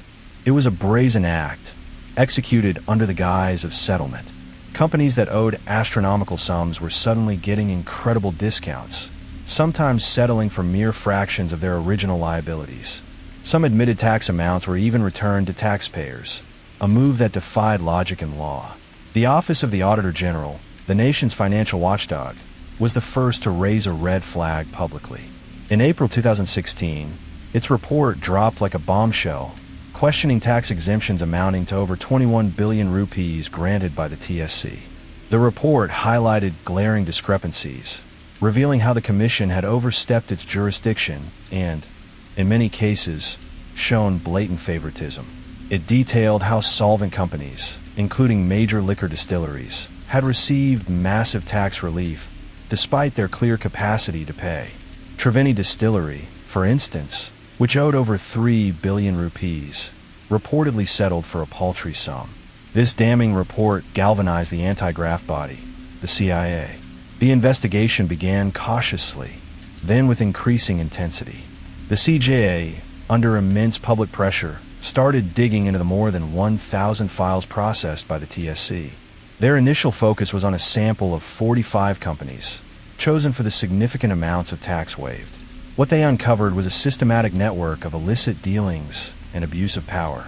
The investigation revealed that Mahit, Dakal, and Sharma had allegedly reduced tax liabilities of over 30 billion rupees to a mere 9.5 billion rupees for these companies. The discrepancy, a staggering 20.5 billion rupees, was a clear indication of a massive financial scandal. The method was simple yet devastatingly effective.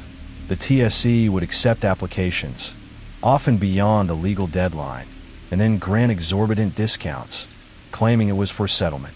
In some outrageous instances, the settled amount was even less than the tax amount initially requested by the companies themselves. On June 2, 2017, the net began to tighten. Chudamani Sharma, the then Director General of the Inland Revenue Department, was arrested by the CIA. His arrest sent shockwave through the bureaucracy and the business community. It was the first tangible sign that accountability might finally be sought. Following Sharma's arrest, his wife filed a habeas corpus writ at the Supreme Court, arguing that the CIA lacked the authority to detain him. While the Supreme Court later released him on bail, it allowed the special court to proceed with the corruption case, a crucial victory for the anti-graft body. Meanwhile, arrest warrants were issued for the other two key figures, Lumbadwaj Mahit and Umesh Prasadikal, who had gone into hiding. The nation watched as a manhunt ensued, a dramatic pursuit of men who had stolen from the very fabric of society. On November 16, 2017, Mahit and Dikal finally surrendered to the special court, unable to evade justice any longer. On July 16, 2017, the CIA officially filed a corruption case against all three members of the Tax Settlement Commission at the special court. The charge sheet was damning, accusing them of embezzling 10.02 billion rupees, an initial estimate that would later rise with further investigations, and seeking a staggering 33 billion rupees in fines, along with severe jail terms. This became the biggest corruption case ever filed in Nepal's history, a stark symbol of the rot that had permeated the system. The investigation was meticulous, involving the painstaking examination of thousands of documents, cross-referencing company records, and scrutinizing the decisions made by the TSC. The Chaua's findings consistently pointed to a deliberate intention to benefit private entities at the expense of the state. The legal battle that followed was protracted. The accused maintained their innocence, claiming they had acted within the mandate of the TSC. However, the evidence presented by the CIA painted a different picture, one of calculated malfeasance, a deliberate erosion of the nation's trust for personal gain. Years later, in June 2023, the special court delivered its verdict. Lumbadwaj Mahit was sentenced to 9 years and 1 month in jail, while Chudamani Sharma and Umesh Prasadikal each received 9-year prison sentences. They were also hit with a collective fine of 4.86 billion rupees, significantly less than what the CIA had initially sought, prompting the anti-graft body to appeal to the Supreme Court for a harsher penalty. The Tax Settlement Commission scandal left an indelible scar on Nepal. It was a stark reminder of how easily public office can be corrupted and how devastating the consequences are when those in power prioritize personal enrichment over national prosperity. The billions lost were not just numbers on a ledger. They represented missed opportunities, stifled progress, and a profound betrayal of the Nepali people. The struggle for accountability continues, a long and arduous path towards rebuilding the eroded trust and ensuring that such grand larceny is never again allowed to flourish in the shadows of power. Case 10.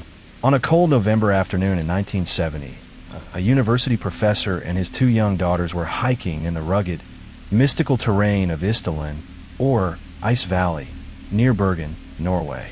The air was crisp, carrying the scent of pine and damp earth, and the light was fading, painting the steep slopes with long, dramatic shadows.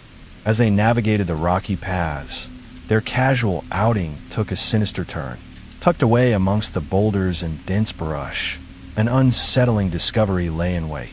The professor's daughters, with the innocent curiosity of youth, ventured slightly off the main trail and stumbled upon a sight that would forever haunt their memories, a woman's partially burned body.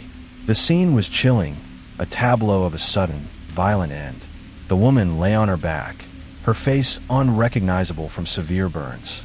Her hands, too, were badly scorched, positioned as if reaching out in a desperate, final plea.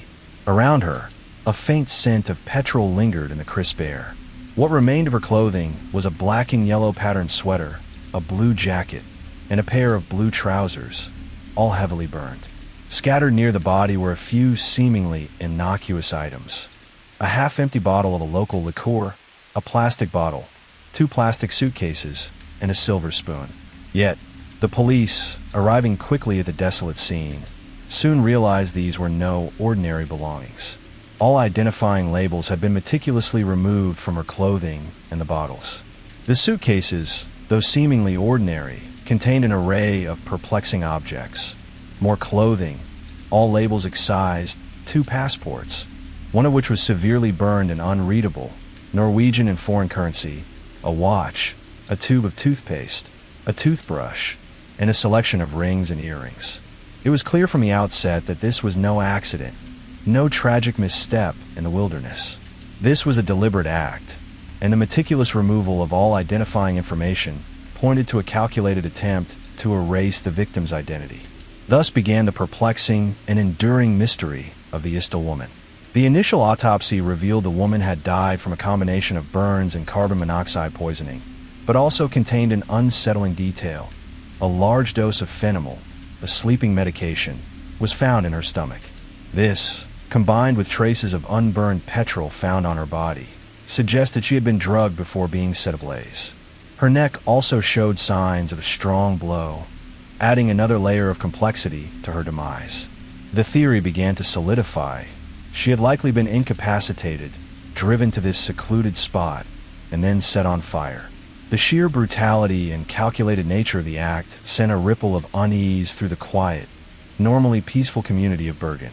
As the forensic team delved deeper, they extracted a unique dental impression from the woman's jaw, characterized by a distinctive gold filling. This, along with details from her tissue samples, provided a physical profile. She was likely in her late 20s or early 30s, around 164 centimeters tall, with dark brown hair.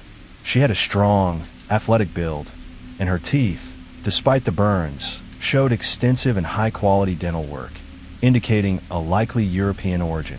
The investigation, led by Inspector Asbjornbrand, quickly shifted to tracing the woman's movements prior to her death. The first major breakthrough came from the unusual suitcases found at the scene. One contained a receipt from a shoe store in Bergen. Detectives painstakingly scoured hotels in the city, presenting a sketch of the woman based on witness descriptions and the remaining features of her face. They struck gold at the Hotel Horteheimen. The receptionist remembered a mysterious woman who had checked in using the name Fenella Lorch from Belgium. She had requested a room on a higher floor and had been particular about paying in cash. More significantly, she had an unsettling habit of changing rooms multiple times during her stay, often claiming she didn't like the view. Her behavior was peculiar. She would often leave the hotel for extended periods, only to return late, and she was always carrying a large suitcase. This lead, however, only opened a Pandora's box of aliases. Further inquiries revealed the Istil woman had registered in various hotels across Norway in the preceding weeks, always under different names and nationalities, and always paying in cash. From Stavanger to Oslo, she had been Genevieve Lancia from France, Claudia Thielt from Belgium, Vera Schloss from Germany, and Elisabeth Lienhauer from Belgium. Each alias was accompanied by a seemingly legitimate, but ultimately fake passport, and each time, she left behind a trail of unanswered questions. Hotel staff described her as elegant and well-dressed, often seen with a briefcase and a distinctive scent of garlic, an unusual detail for a woman in Norway at that time. She also appeared to speak several languages fluently, including German, French, and English, with a slight accent that no one could quite place. This linguistic dexterity, combined with her constant movement and use of aliases, pointed towards a sophisticated individual, perhaps involved in something clandestine. The police compiled a timeline of her final journeys, a zigzagging path across southern Norway. October 3rd, checks in a Hotel Viking in Oslo as Elisabeth Lienhauer. October 21st, checks in a Hotel Bristol in Bergen as Fenella Lorch. October 25th, checks out of Hotel Bristol. October 26th, checks in a Hotel St. Svithin in Stavanger as Vera Schloss. October 29th, checks out of Hotel St. Svithin. October 30th, checks in a Hotel Rosenkrantz in Bergen as Claudia Thielt. November 6th, checks out of Hotel Rosenkrantz. November 9th, checks in a Hotel Horteheimen in Bergen as Fenella Lorch. November 18th, checks out of Hotel Horteheimen for the final time. November 29th. Her body is discovered in Istolin. The gap between November 18th and November 29th was critical and baffling. Where had she been? Who had she met? Was she alone, or was someone else involved in her movements during this crucial period? The items found in her suitcases offered tantalizing clues, but also deepened the mystery. The peculiar silver spoon, with its unique design, suggested a possible origin in a specific region or family. Several wigs of different colors were found, indicating an effort to change her appearance. The presence of multiple foreign currencies hinted at international travel or connections. The tube of toothpaste was a specific brand, but again, nothing definitive. The most perplexing detail was the severe burning of one of the passports, as if someone had attempted to obliterate its identity. As the investigation continued, a significant detail emerged. A man who had seen the Istil woman just days before her death. He described her as walking in the Istolin Valley with two men. This was a crucial piece of information, suggesting she was not alone in her final hours and potentially implicating others in her death. However, despite extensive appeals, the man's identity was never fully established, and his testimony remained uncorroborated. In the midst of the ongoing police work, a dramatic revelation came to light. A group of fishermen, on November 24th, 5 days before the body was found, had reported seeing a woman matching the Istil woman's description near the Istolin Valley. She had been wearing the same distinctive black and yellow patterned sweater and had appeared disoriented, staggering on the slippery rocks. One of the fishermen had offered to help her, but she had waved him away, her expression distant and fearful. This sighting placed her in the vicinity of her eventual demise just days before her body was discovered, adding weight to the theory that she had been there for some time, possibly injured or disoriented, before her final, violent end. The police developed two main theories: espionage or organized crime. The meticulous removal of labels, the numerous aliases, the mastery of languages, and the constant movement across borders all pointed to an individual involved in a dangerous and secretive profession. Norway, during the Cold War, was a strategic location, and espionage was a plausible, albeit chilling, explanation. Alternatively, her activities could have been related to a highly organized criminal network, perhaps involved in smuggling or other illicit dealings. The presence of multiple currencies and the desire for anonymity supported both theories. Despite extensive international cooperation with Interpol and various police forces across Europe, the true identity of the Istil woman remained elusive. DNA profiling, a technology far off in 1970, offered a glimmer of hope decades later. In 2016, with advancements in forensic science, Norwegian police exhumed the Istil woman's body for DNA analysis. Samples from her teeth and femur were sent to an advanced laboratory. The results were startling. The DNA analysis confirmed her European descent, but more specifically, it indicated a strong connection to the region bordering France and Germany, possibly around Alsace-Lorraine. This finding, while narrowing the geographical scope, still did not provide a definitive identity. Further isotopic analysis of her teeth revealed that she had spent her early childhood in an unknown location in Europe, then moved to an area with a different diet and water source in her adolescence. This complex migratory pattern only added to the mystery, suggesting a life lived on the move, a life perhaps designed to obscure her origins. The investigation also took a fresh look at the peculiar garlic scent noticed by hotel staff. While some initially dismissed it as a minor detail, later analysis suggested it could have been related to her diet or perhaps even a specific type of perfume or an industrial chemical she might have come into contact with, again pointing toward a specialized, clandestine life. The case of the Istil woman remains one of Norway's most enduring and perplexing mysteries. Her true name, her purpose in Norway, and the identity of her killers are still unknown. Was she a spy, caught in the shadowy world of Cold War intrigue? Was she a courier, entangled in a dangerous criminal enterprise? Or was she simply a woman who stumbled into something far too big for her to handle? A victim of circumstance in a world of secrets. The rugged, unforgiving landscape of Istolin, which once held her final, brutal moments, continues to guard its secrets. The burned body, The meticulously removed labels, the countless aliases, and a whisper of espionage or organized crime weave a narrative of a life lived on the edge, culminating in a tragic and anonymous death. The Istil woman, whoever she truly was, became a spectral figure in the annals of true crime, a haunting reminder that some mysteries, despite the most diligent investigations, are destined to remain unsolved, forever shrouded in the cold, unforgiving mists of time. Her story serves as a chilling testament to the lengths some will go to erase a life, and the enduring questions that linger when they almost succeed. Case 11. Arne Treholt's journey to becoming a prominent figure in Norwegian public life began far from the clandestine world of espionage. Born in 1942, his early career was rooted in journalism, working for Arbeiderbladet, the principal newspaper of the Labour Party. This afforded him an early insight into the political landscape and facilitated connections within the party. His transition into government service marked a significant step, particularly his tenure as political secretary to Jens Evensen, a dynamic and influential figure in Norwegian foreign policy, especially in complex negotiations with the Soviet Union concerning territorial rights in the strategically vital Barents Sea.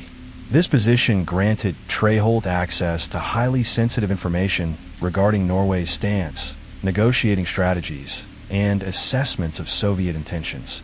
Precisely the kind of intelligence that a foreign power, particularly one with significant geopolitical interests bordering Norway, would covet. His rapid ascent continued, seeing him appointed as a deputy foreign minister in the Bureau of Maritime Affairs between 1976 and 1978, further solidifying his access to sensitive information and diplomatic processes. The capstone of his career trajectory before his dramatic fall was his enrollment in the Norwegian Armed Forces Joint Staff College in 1983. Attendance at this institution would have provided him with an in-depth understanding of Norway's defense planning, military capabilities, and its role within the NATO alliance, information of immense value to the Soviet intelligence services.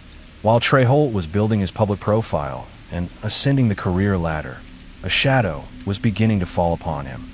Suspicion of his activities had reportedly been brewing within Norwegian security circles, the Politiets PST, for a considerable period prior to his arrest.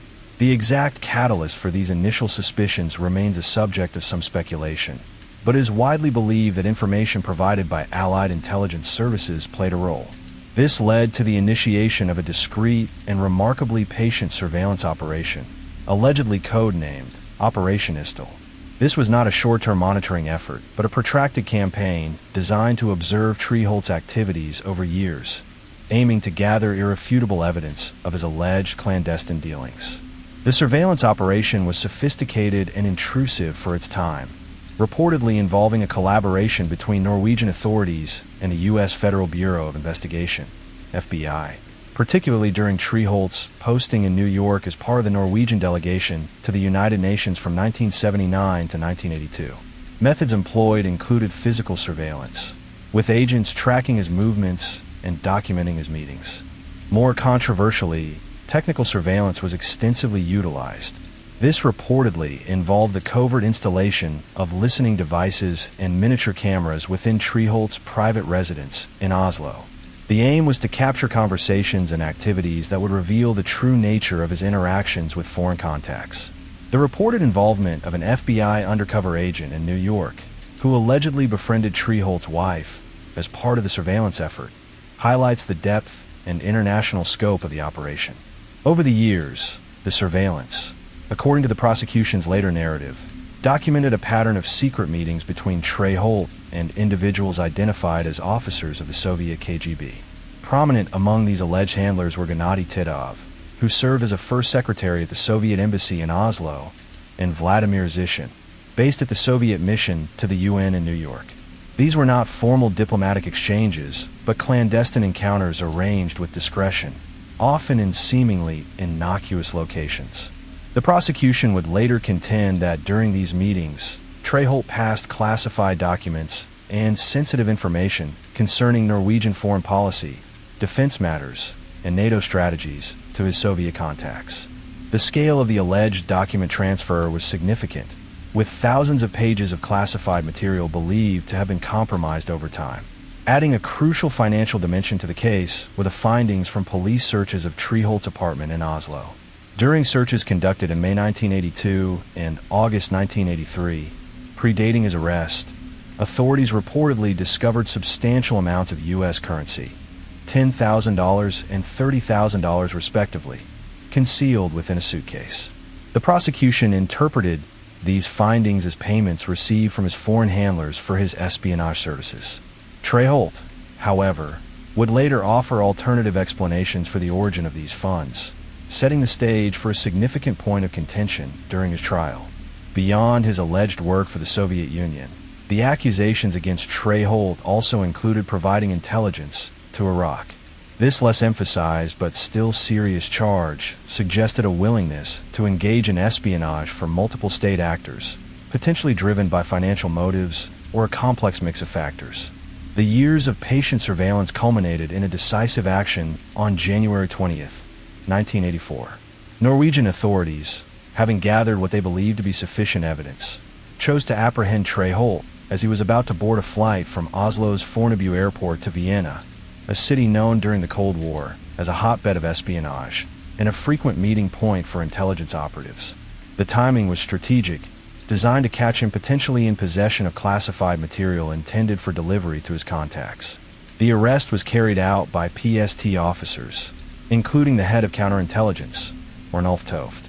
The event was swift and impactful, immediately drawing media attention and causing a national sensation. Upon his arrest at the airport, Treholt was found to be carrying a briefcase. A search of this briefcase yielded a cache of classified documents, reportedly numbering around 66, many of which were described as highly sensitive and relating to Norwegian defense plans and NATO strategy. The discovery of these documents in his possession as he was en route to a meeting point with suspected KGB officers provided the authorities with compelling, real-time evidence to support their long-held suspicions.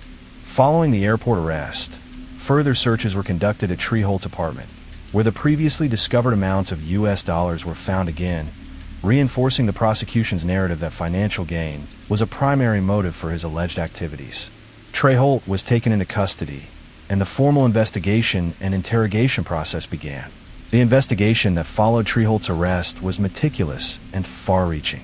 The confiscated documents were analyzed by experts to determine their classification level, content, and potential value to a foreign power. The sheer volume and sensitivity of the material suggested a systematic effort over a considerable period to collect and pass on classified information. The financial evidence, the U.S. dollars found in his apartment, was carefully documented and presented as proof of payment for espionage. The surveillance logs, photographs, and other intelligence gathered during Operation Istil were compiled and prepared for presentation in court. These materials, built up over years, formed the backbone of the prosecution's case, aiming to demonstrate a clear pattern of clandestine behavior and unauthorized contact with foreign intelligence officers. During the initial interrogations, Treholt reportedly did not immediately confess to the full extent of the charges, although he is said to have made some admissions regarding unauthorized contact and receiving money. A widely circulated, though later disputed, claim by the prosecution was that Treholt had been blackmailed into spying after being compromised by photographs from an alleged orgy in Moscow. Treholt later stated that he had fabricated this story under duress during the intense interrogation, adding a layer of complexity and controversy to the early stages of the case. The trial of Arne Treholt commenced in the Eidsivating High Court in Oslo in February 1985, becoming a focal point of national attention. It was an unprecedented event in Norway, a public reckoning with alleged treason at the highest levels of government. The courtroom was filled with journalists and the public, reflecting the intense interest in the proceedings. Chief Prosecutor Lars Kvigstad led the state's case, methodically presenting the evidence gathered over years, Treholt's career path and access to secrets, the details of the extensive surveillance operation, the documentation of clandestine meetings with alleged KGB handlers, the discovery of classified documents upon his arrest, and the findings of significant amounts of foreign currency in his possession. The prosecution argued that Treholt was a deliberate and harmful spy who had betrayed his country for financial gain, causing potentially irreparable damage to Norway's security and its alliances. The defense team, which saw changes in its composition during the process, vigorously challenged the prosecution's narrative. Treholt maintained his plea of not guilty to the most serious charges that claimed he had harmed Norway's security. His lawyers questioned the interpretation of the evidence, attacked the legality and ethics of the surveillance methods employed by the PST, and sought to introduce alternative explanations for the incriminating findings, particularly the origin and significance of the money found in his apartment. Treholt himself testified, denying that he had ever consciously passed information that could endanger Norway. He acknowledged having contacts with Soviet officials and receiving money, but characterized these interactions as part of unofficial diplomacy or private business dealings, not espionage that compromised national security. Several moments during the trial stood out, some adding weight to the prosecution's case, others fueling controversy. A photograph taken by Norwegian surveillance in Vienna in August 1983, clearly showing Treholt meeting with two individuals identified as KGB officers, Gennady Titov and Alexander Lopatin, was presented as a powerful visual piece of evidence supporting the claim of clandestine meetings. While the defense attempted to downplay the significance of this encounter, the image itself was compelling. The prosecution's initial emphasis on the alleged orgy blackmail story generated significant headlines, but ultimately lacked concrete proof and was not central to the court's final judgment, becoming more of a sensational sidebar that highlighted some of the unverified claims circulating around the case. Perhaps the most persistent and debated element of the evidence was the money found in Treholt's apartment. The defense raised serious questions about the handling of this evidence by the police, even alleging that the money could have been planted or that photographic documentation of the money was manipulated to inflate the perceived amount. While these allegations were strongly denied by the authorities and rejected by the court, they planted seeds of doubt for some observers and would become a recurring theme in later challenges to the conviction. The revelations about the extensive and sometimes intrusive surveillance methods used by the PST, including the alleged covert filming and listening in Treholt's apartment, also sparked public debate about the balance between national security needs and individual privacy rights. The defense argued that evidence obtained through potentially illegal means should be inadmissible. Despite the controversies and the defense's arguments, the weight of the cumulative evidence presented by the prosecution, the documents, the surveillance records, the photographs, and the financial findings, proved convincing to the court. On June 20th, 1985, the Eidesvading High Court delivered its verdict, finding Arne Treholt guilty of espionage and high treason for spying for both the Soviet Union and Iraq. The court concluded that his actions had caused serious harm to Norway's security interests and its relationships with its allies.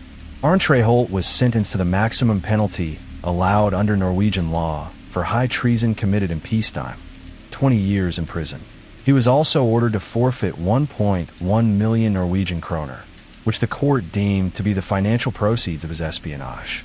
The verdict was a confirmation of the severity of the case and a stark warning about the continued threat of foreign espionage. The conviction, however, did not put an end to the Arne Treholt case. It marked the beginning of a long period of appeals and persistent controversies. Treholt initially appealed to the Supreme Court, but later withdrew the appeal. Nevertheless, fueled by lingering doubts about the evidence and the conduct of the investigation, Treholt and his supporters launched multiple efforts over the following years to have his case reopened or reviewed. These efforts were based on claims of new evidence, allegations of fabricated evidence, particularly concerning the money, manipulated photographs, and illegal surveillance techniques. While several review commissions and courts examined these claims in detail, none ultimately found sufficient grounds to overturn the conviction or grant a new trial. The allegations surrounding the money, with claims of police misconduct or evidence manipulation, remained a significant point of contention and a central element in the ongoing challenges to the verdict, despite official refutations. Arne Treholt served over 8 years of his 20-year sentence in various Norwegian prisons, including periods in maximum security facilities. His time in prison also saw incidents, including reports of an escape plan, which led to increased security measures. In 1992, Arne Treholt was granted a pardon by the Labour government on health grounds, a decision that, like many aspects of the case, drew both support and criticism. Following his release, Treholt largely remained out of the public eye in Norway, living abroad for extended periods. He continued to maintain his innocence regarding the most serious accusations of having consciously harmed Norway's security, though he admitted to having engaged in unauthorized contact and receiving money, which he characterized differently than the prosecution. Arne Treholt passed away in Moscow in February 2023 at the age of 80. His death brought renewed attention to the case, prompting a fresh wave of discussion and reflection on its historical significance and the lingering questions surrounding the conviction. The Arne Treholt spy case remains a complex and often debated chapter in Norway's history, a stark illustration of the realities of espionage during the Cold War, and a reminder that appearances can be deceiving. The protracted surveillance, the dramatic arrest, the controversial evidence, and the enduring doubts about the fairness of the process ensured that the case transcended a simple criminal proceeding to become a significant historical event with a lasting impact on Norway's national consciousness. Case 12. The vibrant green canopy of the Panamanian jungle, usually a symphony of chirps and rustles, felt eerily silent on April 1st, 2014. Two Dutch women, Chris Kremers, 25, and Lizen Fruin, 22, had vanished without a trace, swallowed by the dense wilderness surrounding Boquete. What began as a backpacking adventure in a tropical paradise had morphed into a chilling mystery, a true crime enigma that continues to haunt investigators and armchair sleuths alike. Chris Kremers, with her striking red hair and a spirit that radiated warmth, was a woman on the cusp of a new chapter. She had just completed her studies in cultural social work, her heart set on making a difference in the world. Lizen Fruin, her best friend and travel companion, was a natural beauty with a contagious smile and a passion for photography. She had a degree in applied psychology and a keen eye for detail, a trait that would later prove both fascinating and frustrating in the context of their disappearance. They were inseparable, two halves of a whole, bound by a shared love for exploration and an unyielding optimism. Their trip to Panama was a reward for their hard work, a chance to immerse themselves in a different culture, to learn Spanish, and to contribute to a local community project. They had arrived in Boquete on March 29th, excited to begin a month-long volunteer stint at a local school. Their initial days were filled with the simple joys of travel, exploring the charming town, savoring local cuisine, and planning their upcoming volunteer work. The morning of April 1st dawned bright and clear, a seemingly perfect day for a hike. Chris and Liz, eager to experience the famed El Pianista Trail, set out with a sense of adventure. The trail, known for its breathtaking views and manageable difficulty, was a popular choice for tourists and locals alike. They were dressed in light clothing, Chris in a tank top and shorts, Liz Ann in a t-shirt and shorts, and both wore hiking boots. They carried a single backpack containing essentials, their phones, a digital camera, a few personal items, and perhaps some snacks and water. It was a casual outing, not an expedition into the heart of the jungle. They were last seen by their host family, who wished them well, their laughter echoing through the morning air. Their plan was to hike the El Pianista Trail, a well-trodden path that wound through coffee plantations and cloud forests, offering panoramic vistas of the surrounding mountains. The trail itself wasn't considered particularly dangerous, though like any wilderness area, it demanded respect. What happened after they embarked on that hike remains a subject of intense speculation and conflicting theories. They were expected back for dinner that evening, but as dusk settled over Boquete, their host family grew increasingly concerned. Calls to their phones went unanswered. The vibrant energy that had characterized their presence in the house was replaced by a gnawing silence. The initial hours of their disappearance were marked by frantic attempts to locate them. Their host family, friends, and local acquaintances began their own informal search, retracing parts of the El Pianista Trail, calling out their names into the gathering darkness. But the jungle, once a welcoming embrace, now seemed to hold its secrets tightly. As the sun rose on April 2nd, the alarm escalated. Local authorities were notified, and a formal search operation was launched. The small community of Boquete, accustomed to the transient nature of tourists, was nevertheless deeply disturbed. The idea of two young women simply vanishing in their midst was unsettling. The Panamanian authorities, aided by Dutch search and rescue teams, mounted an extensive operation. Drones soared over the canopy, search dogs scoured the undergrowth, and experienced guides meticulously combed the known trails and surrounding areas. The initial days were filled with hope, fueled by the belief that the women might simply be lost and disoriented. However, as the days turned into weeks, and despite the concerted efforts, no trace of Chris or Liz was found. The jungle, with its impenetrable density and deceptive terrain, seemed to swallow them whole. The optimism began to wane, replaced by a growing sense of dread. Then, 10 weeks after their disappearance, a chilling discovery shattered the fragile hope.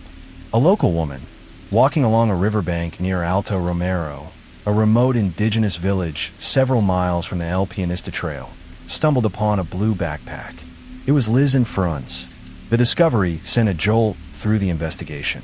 Inside the backpack, miraculously preserved by the elements, were their sunglasses, Lizanne's camera, 2 bras, a water bottle, and their cell phones. The phones, despite the time that had passed, held crucial, yet perplexing, clues. The call logs from both phones revealed a desperate and increasingly futile attempt to seek help. On April 1st, starting shortly after 4:30 p.m., both Chris and Liz had attempted to make emergency calls to 112, the European emergency number, and 911, the Panamanian emergency number. Chris's phone, an iPhone, had made the first attempt at 4:39 p.m. Lizanne's Samsung phone followed shortly after. Over the next few days, their phones repeatedly attempted to connect to emergency services, but only one call, from Chris's iPhone, managed to connect for a mere 2 seconds. It's unclear if any communication occurred. The signal in the remote jungle was sporadic at best, and their attempts were met with failure. The most disturbing discovery, however, was the camera. Lizanne's Canon PowerShot contained a series of photographs that painted a horrifying picture of their final moments. Initially, the camera showed innocuous pictures of their hike, smiling selfies taken on the El Pianista Trail, enjoying the scenic beauty. The timestamps on these photos confirmed they were still on the main trail around 1 p.m. on April 1st. But then, there was a gap. No photos were taken between 1 p.m. and 1:30 a.m. on April 8th. The photos taken on April 8th were unsettling. 90 flash photographs were taken between 1 a.m. and 4 a.m. in pitch black darkness, deep in the jungle. Most were blurred, suggesting frantic movement or disorientation. Some depicted what appeared to be a makeshift shelter, a flimsy arrangement of branches and leaves. Others were close-ups of specific objects, a branch with red plastic bags tied to it, a tangled mess of leaves. One particularly disturbing image showed the back of Chris's head, her hair disheveled, a slight bleeding visible on her temple. Another image, equally chilling, showed a piece of ground with what looked like a toilet paper roll and a mirror, but the context was utterly lost. The flash photographs, taken in the dead of night, screamed of desperation and fear. They seemed to be an attempt to illuminate their surroundings, to signal for help, or perhaps even to document their predicament. The battery eventually died, leaving the camera with its silent testimony. The discovery of the backpack and its contents reignited the search, focusing on the area around Alto Romero. Weeks later, more grim findings emerged. Along the same riverbank, scattered over a significant distance, were bone fragments. DNA testing confirmed they belonged to Chris and Lizanne. Among the bones, a boot containing a foot, still clad in a sock, was found. The condition of the bones was perplexing. Some showed signs of degradation, while others, particularly the foot and the boot, appeared strangely preserved. Lizanne's pelvis bone was found largely intact, but Chris's bones were much more fragmented, leading to speculation about how their bodies decomposed. A particularly eerie discovery was a piece of skin, also identified as belonging to one of the women, found near a river. The investigation, armed with these macabre clues, attempted to piece together the narrative of their final days. The prevailing theory among Panamanian authorities was that the women had become lost after veering off the El Pianista Trail. They may have attempted to bushwhack their way through the dense jungle, only to become hopelessly disoriented. The emergency calls supported this theory, indicating they were in distress. The flash photograph suggested they were still alive days later, deep in the jungle, struggling to survive. The scattered remains along the river indicated they eventually succumbed to the elements, likely falling victim to a flash flood or a swift current that dispersed their bodies. The differing states of decomposition in their bones led to speculation about animal scavenging, or perhaps the action of swift-moving water eroding some bones more than others. However, the official narrative failed to satisfy many, particularly the families of Chris and Lizen. Too many questions remained unanswered. Why had they veered off the trail? The El Pianista was not known for deceptive side paths. Why was there no evidence of struggle or foul play at the initial disappearance site? And the most vexing question, why were some of the bones so strangely clean, almost as if they had been bleached? This led to an alternative theory, a darker possibility that whispered of foul play. The foul play theory gained traction due to several unsettling details. The condition of some of the bones, particularly the clean, almost bleached appearance of some fragments, raised eyebrows. It's unusual for bones to be so thoroughly stripped of flesh in a jungle environment, where decomposition is typically rapid and often assisted by insects and scavengers. Some experts suggested that such cleanliness could be indicative of chemical treatment or, more chillingly, boiling. While local indigenous practices sometimes involve cleaning bones for ritual purposes, the context here was deeply disturbing. The fact that their belongings were found so far from where they were last seen, in an area notoriously difficult to traverse, also fueled suspicion. If they had simply been lost, how did their backpack end up so far downriver, seemingly intact? Furthermore, the lack of any personal belongings besides the contents of the backpack was puzzling. No wallets, no money, no identification documents were ever recovered. While the jungle can swallow small items, the complete absence of these essential items raised questions about whether they were taken. There were also unconfirmed reports of suspicious individuals in the area around the time of their disappearance, though these claims were never substantiated by concrete evidence. The Panamanian justice system, while conducting an extensive search, was criticized by some for not thoroughly investigating the possibility of foul play early on. The focus remained primarily on the lost in the jungle scenario. The families, desperate for answers, hired private investigators and forensic experts, but the vastness of the jungle and the passage of time made definitive conclusions incredibly difficult. The dense undergrowth, heavy rainfall, and rampant wildlife effectively erased much of the potential crime scene, leaving behind only fragmented clues and haunting questions. The case of Chris Kremers and Lizen Fruin remains officially unsolved, a chilling testament to the unforgiving power of nature and the enduring mystery of human disappearance. Was it a tragic accident, a desperate struggle against the elements that ended in heartbreak?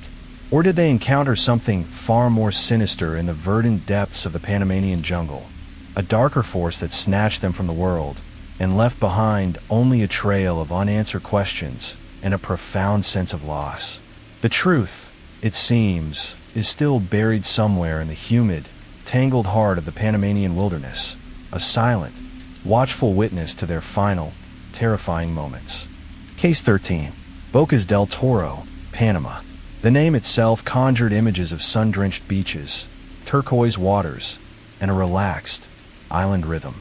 It was a place where expats sought a slower pace of life, where the jungle met the Caribbean, and where the worries of the world seemed to melt away with each gentle tide. It was precisely this idyllic allure that drew Yvonne Baldelli, a vibrant 42-year-old American, to its shores in September 2011. She arrived with dreams of a new chapter, of escaping the sting of a recent divorce, and embracing the promise of a fresh start. Yvonne was not one to shy away from adventure. A California native, she possessed an infectious energy and a zest for life that radiated outwards.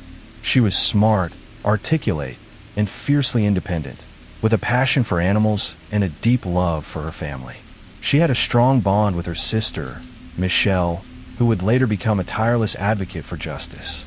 When Yvonne decided to move to Bocas, it was with the intention of joining her boyfriend, Brian Carl Brimiger, a former U.S. Marine whom she had met online. Their relationship, though relatively new, seemed to hold the promise of something serious, and Yvonne, ever optimistic, was eager to build a life with him in paradise. Brian Brimmager, on the other hand, was a man of contrasts. Handsome and charismatic on the surface, he projected an image of stability and charm. He had served in the Marines, giving him an air of discipline and authority. Yet, beneath this veneer lay a darker current, a history of volatile relationships and a disturbing possessiveness that would soon cast a long shadow over Bocas del Toro.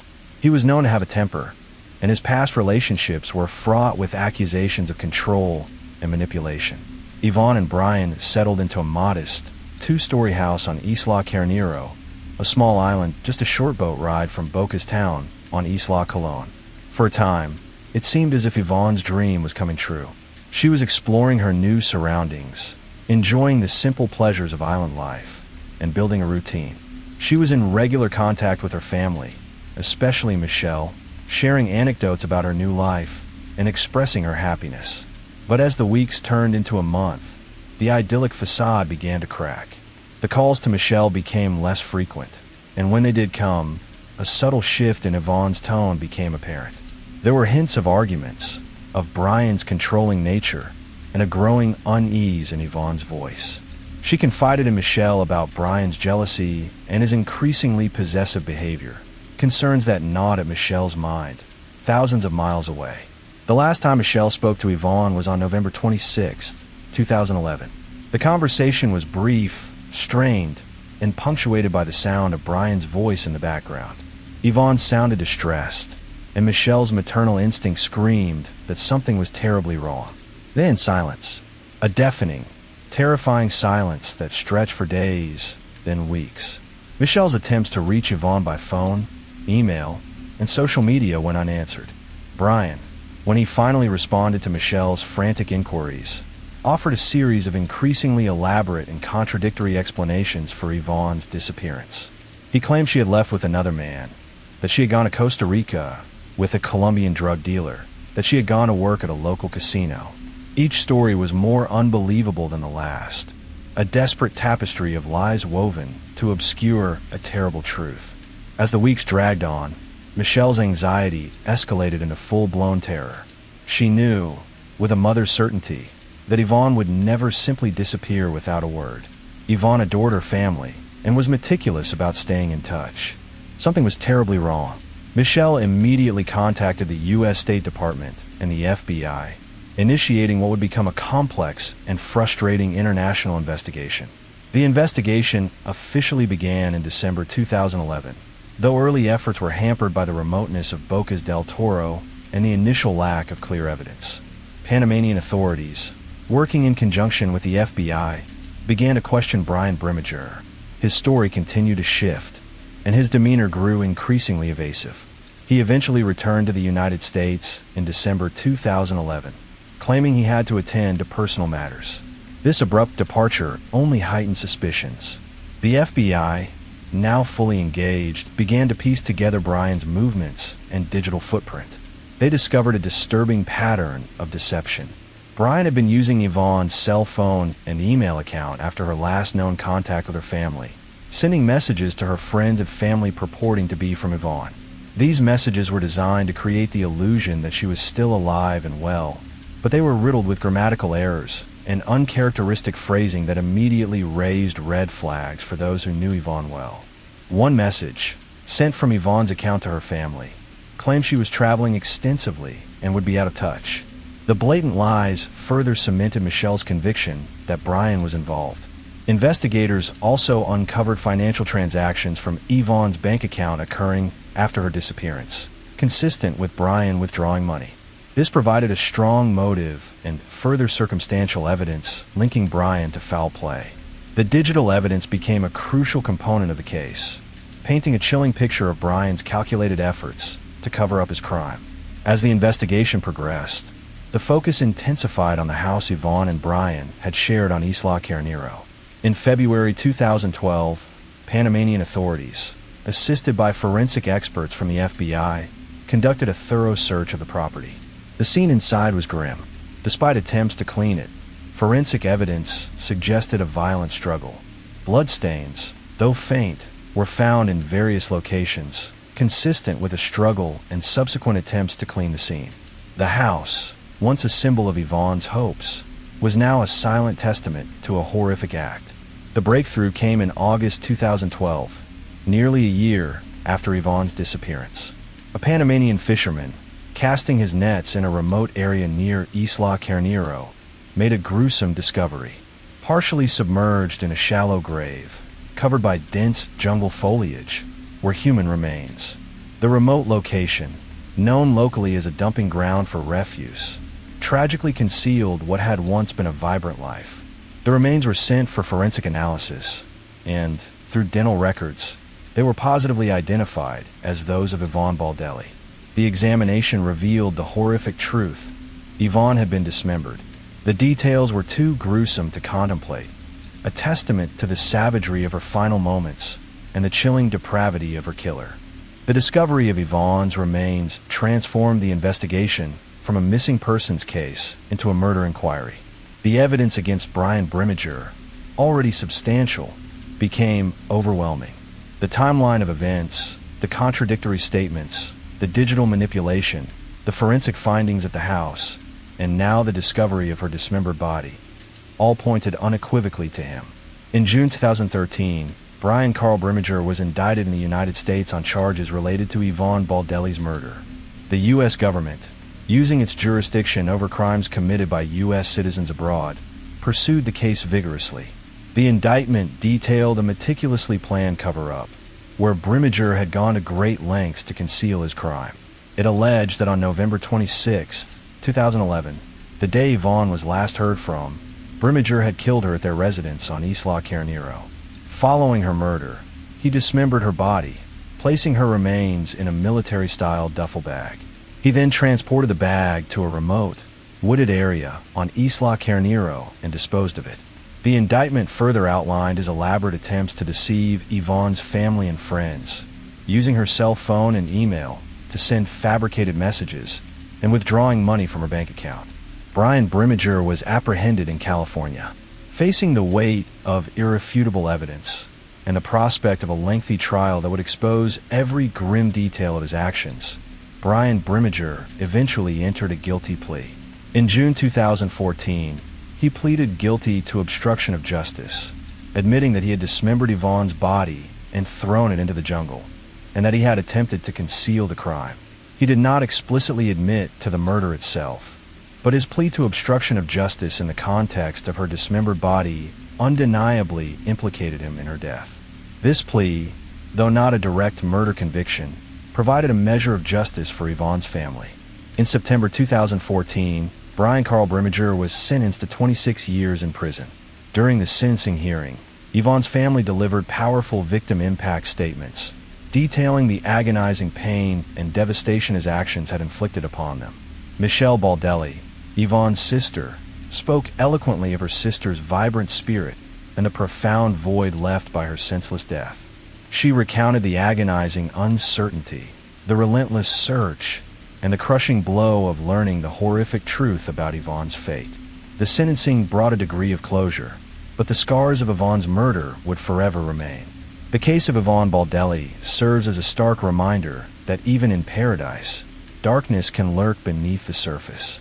It is a story of love twisted into obsession, of trust betrayed, and of a life brutally extinguished. It highlights the tireless dedication of law enforcement, particularly the FBI, in pursuing justice across international borders, and the unwavering strength of a family determined to uncover the truth. Yvonne Baldelli came to Bocas del Toro seeking a new beginning, a tranquil escape. Instead, she found a brutal end at the hands of a man who masked his darkness behind a facade of charm, leaving behind a legacy of heartbreak and a cautionary tale echoing through the tranquil waters of Panama. Case 14. On the evening of January 2nd, 1955, the intoxicating heat of a Panamanian summer hung heavy in the air, a familiar embrace that offered little comfort against the chilling events about to unfold. At the Juan Franco racetrack, a vibrant tableau of Panama City's elite, their laughter and the thud of hooves against the track seemed to momentarily drown out the undercurrent of political tension that had long simmered beneath the nation's surface. Among them, a figure of undeniable power and controversy.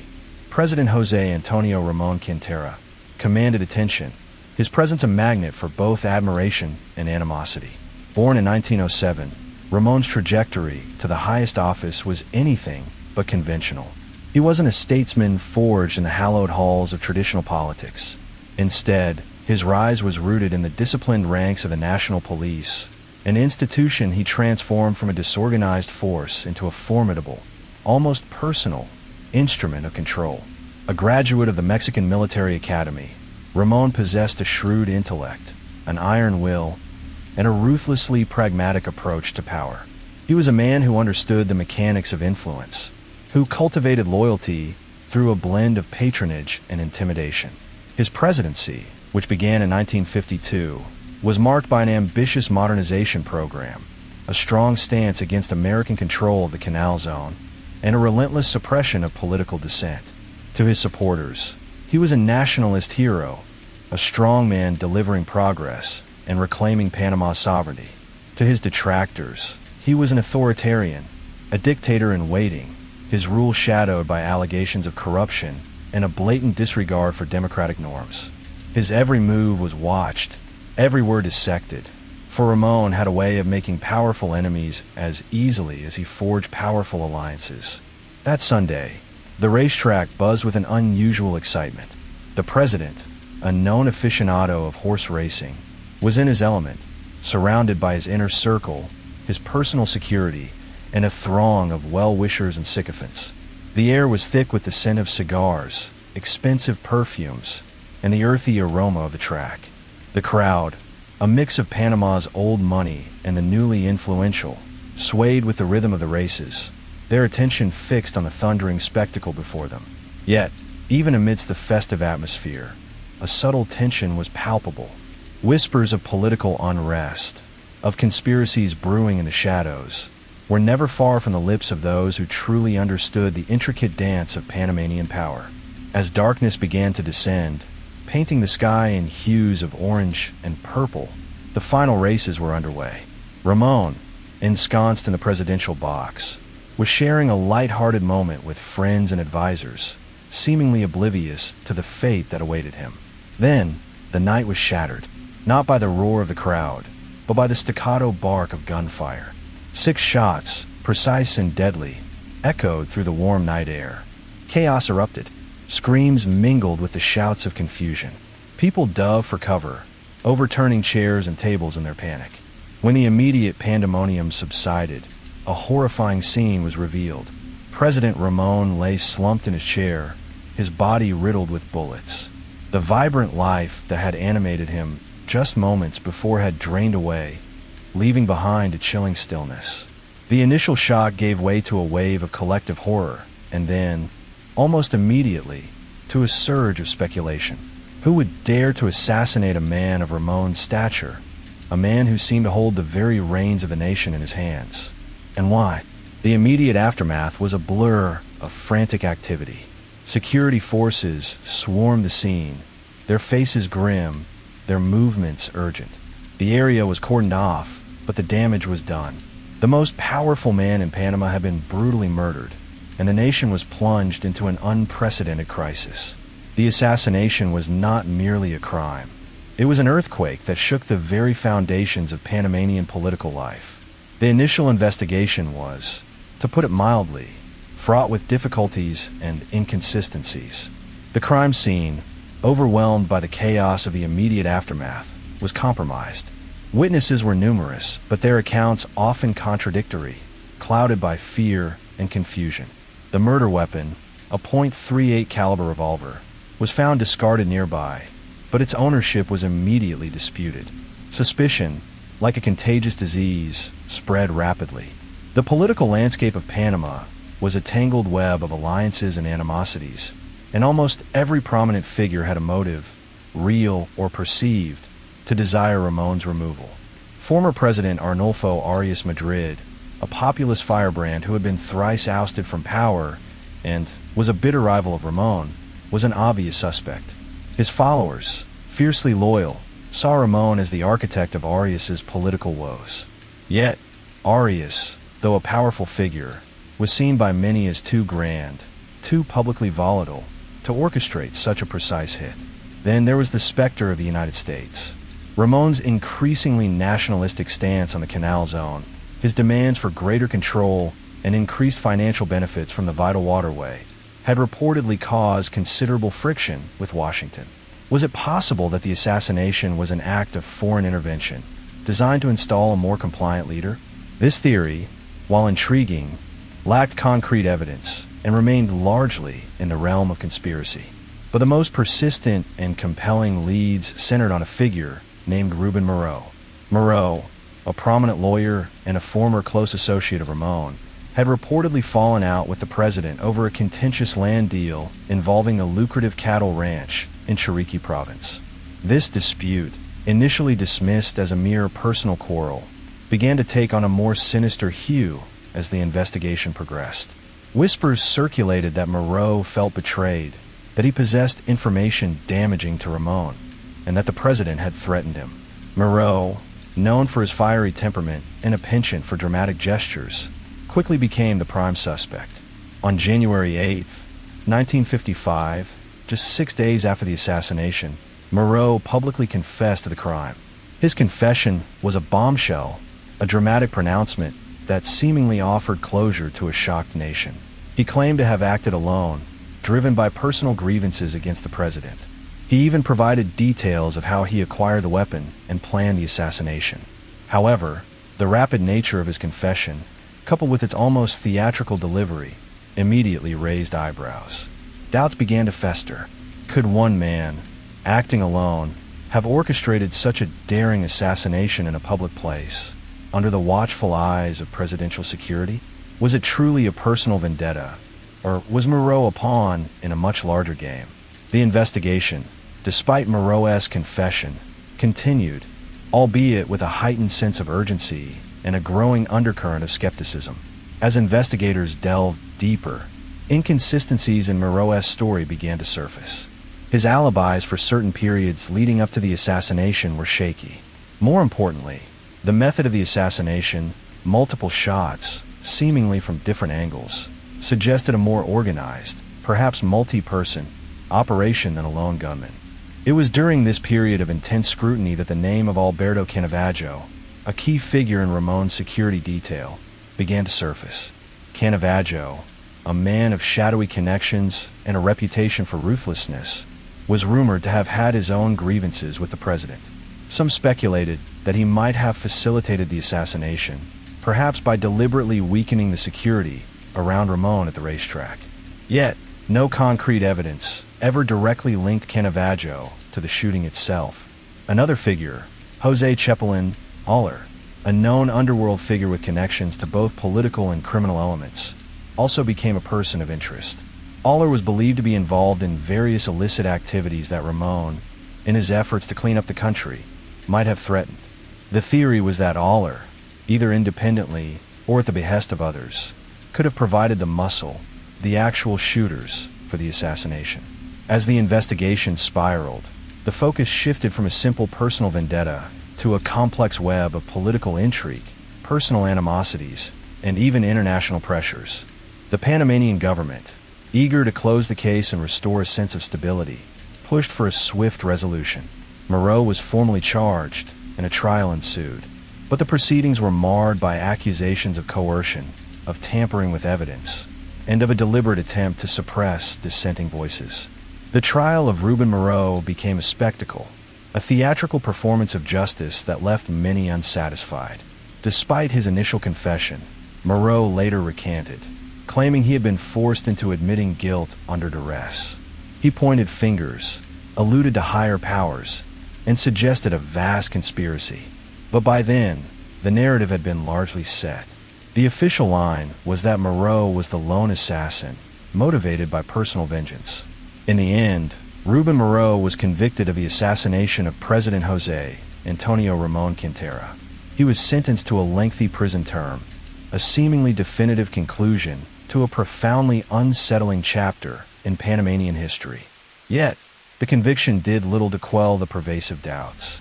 The official explanation felt too simplistic, too neat, for a crime of such magnitude, and political complexity. The assassination of President Ramon remained, for many, an unsolved puzzle. The questions lingered, echoing through the corridors of power and in the hushed conversations of the Panamanian people. Who truly ordered the hit? Was Moreau the sole perpetrator, or merely a convenient scapegoat? What was the real motive? Was it personal vendetta, political ambition, or something far more sinister, with tentacles reaching beyond Panama's borders? Over the decades, the case of José Antonio Ramón Quintera's assassination has continued to fascinate and frustrate. Historians, journalists, and amateur sleuths have revisited the evidence, re-examined the testimonies, and unearthed new theories, but a definitive, universally accepted truth has remained elusive. The passage of time has only deepened the mystery, allowing the shadows of doubt to lengthen and obscure the path to conclusive justice. The assassination of President Ramón stands as a chilling testament to the fragility of power and the enduring legacy of unresolved questions. It is a story etched into the very fabric of Panamanian history, a chronicle of intrigue and inconclusive justice, a constant reminder that sometimes, even when a verdict is rendered, the truth remains stubbornly, hauntingly, out of reach. The hot Panamanian air still seems to carry the faint echoes of those 6 fatal shots, a perpetual whisper of the unanswered questions that continue to swirl around the unsolved assassination of President José Antonio Ramón Quintera. Case 15. The chill of twilight often cloaked Samuel Little's victims, a silent accomplice to his monstrous acts. From the sprawling urban landscapes of Los Angeles to the dusty backroads of the American South, his shadow stretched across 2 decades, a vast and terrifying expanse. Born Samuel McDowell in rural Reynolds, Georgia, in 1940, his origins were steeped in abandonment and hardship. His mother, a teenage prostitute, left him, and he spent his formative years mostly with his grandmother in Lorain, Ohio. Even as a child, a disturbing fascination with strangulation took root, blossoming into a dark obsession fueled by true crime magazines depicting the very acts he would later commit. His early life was a revolving door of petty crimes, theft, breaking, and entering, leading to stints in juvenile detention. These early brushes with the law were but faint tremors before the seismic devastation he would unleash. Little was a transient, a specter moving through the underbelly of American society. He drifted, following the tides of opportunity and anonymity, leaving a trail of arrests for various offenses: assault, robbery, fraud, in over 24 states. This constant mobility, coupled with his victim selection, rendered him nearly invisible to law enforcement for decades. He was a chameleon, blending into the transient populations, rarely staying in one place long enough for a pattern to emerge. His towering 6 feet 3 inches frame, once formidable, would later shrink with age and illness in prison, but for decades, it was a weapon. His victims were predominantly marginalized women, often African American, living on the fringes, sex workers, drug users, those struggling with poverty and addiction. They were women whose disappearances often went unreported or were dismissed, their lives deemed less significant by a system too often blind to their vulnerability. Their deaths were frequently attributed to drug overdoses, natural causes, or accidents, their bodies discarded in alleys, deserted lots, or remote areas, leaving little forensic evidence. The method was almost always the same: strangulation. A brutal intimacy, a final act of control that left minimal physical trauma compared to stabbings or gunshots, often leaving no clear signs of foul play. This signature, or lack thereof, further obscured his crimes, scattering them across state lines and jurisdictions like dust in the wind. The 1970s marked the insidious beginning of his reign of terror. In 1971 or 1972, in Miami, Florida, he confessed to killing a transgender black woman named Mary Ann, or Mary, and dumping her body in the thick, muddy waters of the Everglades. The details he later recalled were chillingly precise, a testament to his photographic memory. Her height, weight, the bar where they met, even the request for shaving cream that led them back to his gold Pontiac lemons. This early victim was a harbinger of the countless others whose lives he would extinguish, their stories lost, their cries unheard. As the years blurred into the 1980s, Little's killing spree intensified, moving from state to state with predatory ease. In 1981, Annie Lee Stewart, a 32-year-old black woman, was murdered in Cincinnati, Ohio, her body discarded in woods outside Grove City. In 1984, Mary Jo Payton, 21, vanished from a Cleveland bar, only to be found weeks later in an abandoned factory, thrown down a basement staircase. These were just two of the myriad lives snuffed out. Los Angeles, California, became a particularly fertile hunting ground in the late 1980s. Carol Linda Alford, 41, found nude from the waist down in a Los Angeles alley on July 13, 1987, was one such victim. Her death, initially baffling, would eventually become a crucial piece of the puzzle.